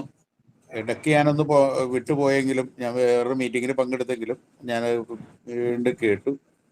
പക്ഷെ ഇത് ഞാൻ നേരത്തെ പറഞ്ഞില്ലേ, നമ്മുടെ സഹകരണ മേഖലയെ വളർത്തണമെന്നുണ്ടെങ്കിൽ ഈ പരീക്ഷ 18ാം പടി കയറലൊന്നും അല്ല വേണ്ടത്. നല്ല ട്രെയിനിങ് കൊടുക്കുക, കാര്യക്ഷമമായ ട്രെയിനിങ് കൊടുക്കുക, ഓരോരുത്തർക്ക് തോന്നുന്ന വിധത്തിലുള്ള മാറ്റങ്ങൾ വരുത്താതിരിക്കുക. സഹകരണ മേഖല വളർന്നത് 1969 നിയമത്തിനോടുകൂടി തന്നെ ഇങ്ങോട്ട് മുന്നോട്ട് പോകുന്നതാണ്. ഈ അടുത്ത കാലത്തുണ്ടായ ഭേദഗതികളെല്ലാം തന്നെ സഹകരണ മേഖലയെ വളർത്താനല്ല, മറ്റു ചിലരുടെ മുഖം രക്ഷിക്കാൻ വേണ്ടി ചെയ്ത പണികളാണെന്ന് പറയണം. അപ്പൊ അത്തരം കാര്യങ്ങൾ നമുക്ക് ദോഷകരമായി വന്നു. പിന്നെ സാമ്പത്തിക സ്രോതസ് കണ്ടെത്തുന്ന ഒരു മാർഗം ആയി സഹകരണ മേഖലയും ജീവനക്കാരും. ഇതൊക്കെ ഒരു സാന്ദർഭികമായി ഞാൻ പറഞ്ഞു എന്ന് മാത്രമേ ഉള്ളൂ. നമുക്ക് ഇതിൽ നിന്നെല്ലാം മാറ്റം വരണം. 10ഉം 20ഉം വർഷമൊക്കെ ജോലി ചെയ്ത ആൾക്കാരുടെ കാര്യത്തിൽ അവരുടെ ആ കാര്യശേഷി അളക്കാനുള്ള ഈ സഹകരണ എന്താണ് പരീക്ഷാ ബോർഡിന് ഈ 10ഉം 20ഉം വർഷം ജോലി ചെയ്ത് എക്സ്പീരിയൻസ് ഉള്ളവരുടെ കാര്യശേഷി കണ്ടെത്താനോ അല്ല അളക്കാനുള്ള ശേഷിയൊന്നും ഈ പരീക്ഷാ ബോർഡിനില്ല, എക്സാം ബോർഡിനില്ല എന്നുള്ള വസ്തുതയും കൂടി ഞാൻ പറയുകയാണ്. നമുക്കിത് ഒരു അവസരം കിട്ടിയിട്ടുണ്ടെങ്കിൽ ഈ പരീക്ഷാ ബോർഡിനെ മാറ്റി അതിൻ്റെ രീതി, അതായത് ഒരു ട്രെയിനിങ് ബോർഡാക്കി മാറ്റാവുന്ന ഒരു സംവിധാനത്തിലേക്ക് നമ്മുടെ യൂണിയൻ, ഞങ്ങളുടെ യൂണിയൻ മുന്നോട്ട് വരും.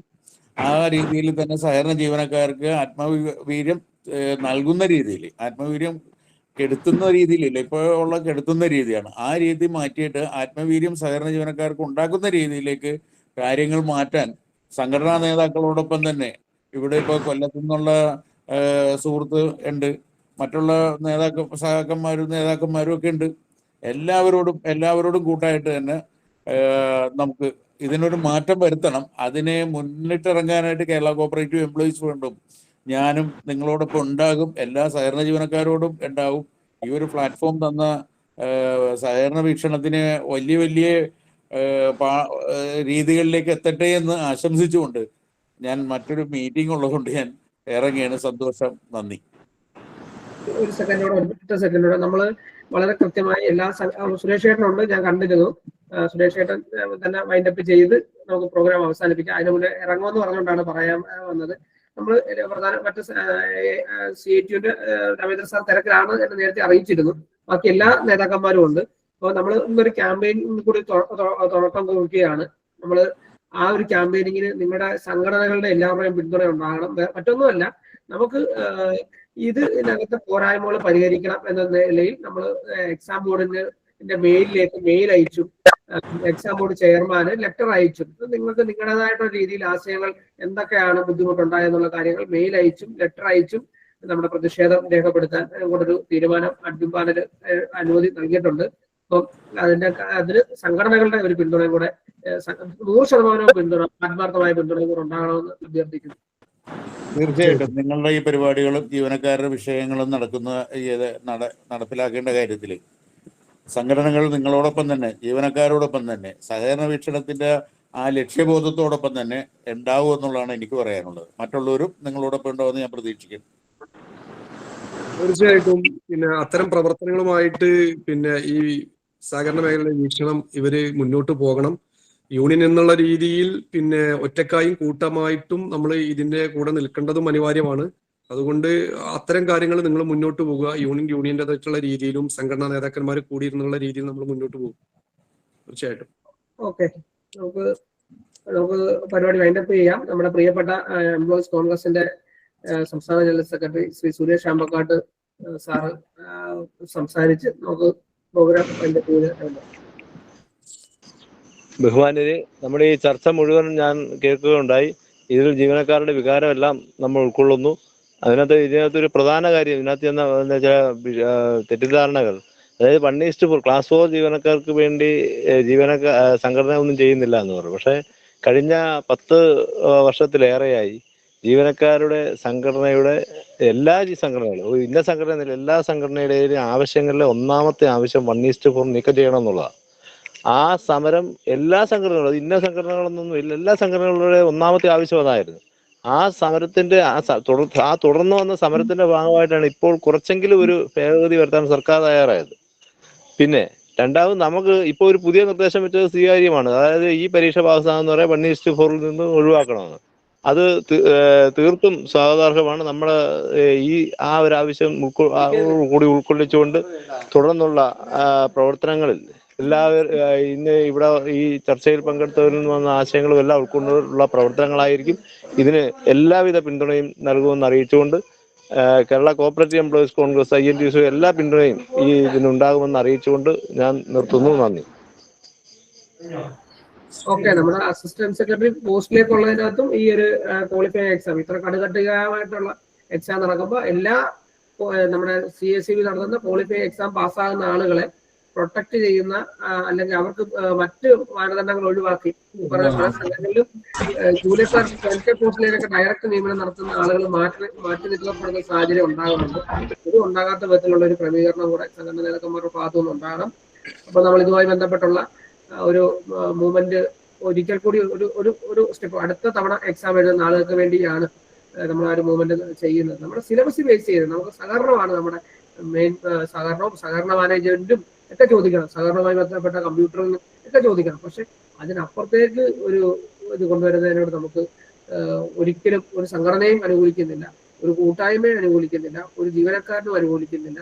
അപ്പം അത് പൊതുവികാരമായി നമ്മുടെ ഈ മേഖലയിൽ ഉയർന്നു വരട്ടെ എന്ന് മാത്രം പറഞ്ഞുകൊണ്ട് നമുക്ക് പ്രോഗ്രാം അതിന്റെ ചെയ്യാം. പങ്കെടുത്ത എല്ലാ സംഘടനാ നേതാക്കന്മാർക്കും വളരെ സ്നേഹത്തോടു കൂടി ഈ ഒരു സാധാരണ 5000-ഓളം ആളുകൾ വിവിധ പ്ലാറ്റ്ഫോമുകളിലായിട്ട് ഉണ്ട്. അതുകൂടാതെ മറ്റ് യൂട്യൂബ് ഉൾപ്പെടെയുള്ള മറ്റ് മേഖലയിലെല്ലാം ഇത് ഒരു എല്ലാവർക്കും അറിയാം, ഒരു പൊളിറ്റിക്കൽ ആയിട്ട് കഴിഞ്ഞ ഒരു വർഷമായിട്ട് ഈ പറഞ്ഞ എല്ലാ ജനവിഭാഗങ്ങളെയും സഹകരണവുമായി ബന്ധപ്പെട്ടിരിക്കുന്ന എല്ലാ വിഭാഗം ആളുകളെയും ഒത്തൊരുമിച്ച് കൂട്ടായി കൊണ്ടുപോകാൻ എല്ലാ സംഘടനാ നേതാക്കന്മാരുടെയും ഞങ്ങളുടെ സംഘടന ആണ് സഹകരണ വിഷ്ണു എന്ന ലെവലിൽ കൊണ്ടുപോകാൻ കഴിഞ്ഞു എന്നത് തന്നെയാണ് ഈ കൂട്ടായ്മയുടെ ഏറ്റവും വലിയ വിജയം. തുടർന്ന് ഈ ഒരു അജണ്ട സഹകരണം എന്ന് പറയുന്ന അജണ്ടയിൽ മാത്രം ഊന്നൽ നൽകിക്കൊണ്ടായിരിക്കും സഹകരണ വിഷ്ണുത്തിന് മുന്നോട്ടുള്ള പ്രവർത്തനങ്ങൾ എന്ന് മാത്രം പറഞ്ഞുകൊണ്ട് അഡ്മിൻ പാനലിന് വേണ്ടി നിങ്ങളെ പങ്കെടുത്ത എല്ലാ ആളുകൾക്കും അഭിപ്രായം രേഖപ്പെടുത്തിയ എല്ലാ ആളുകൾക്കും നന്ദി രേഖപ്പെടുത്തുന്നു. താങ്ക് യു നേതാക്കളെ. Thank you sir. Thank you.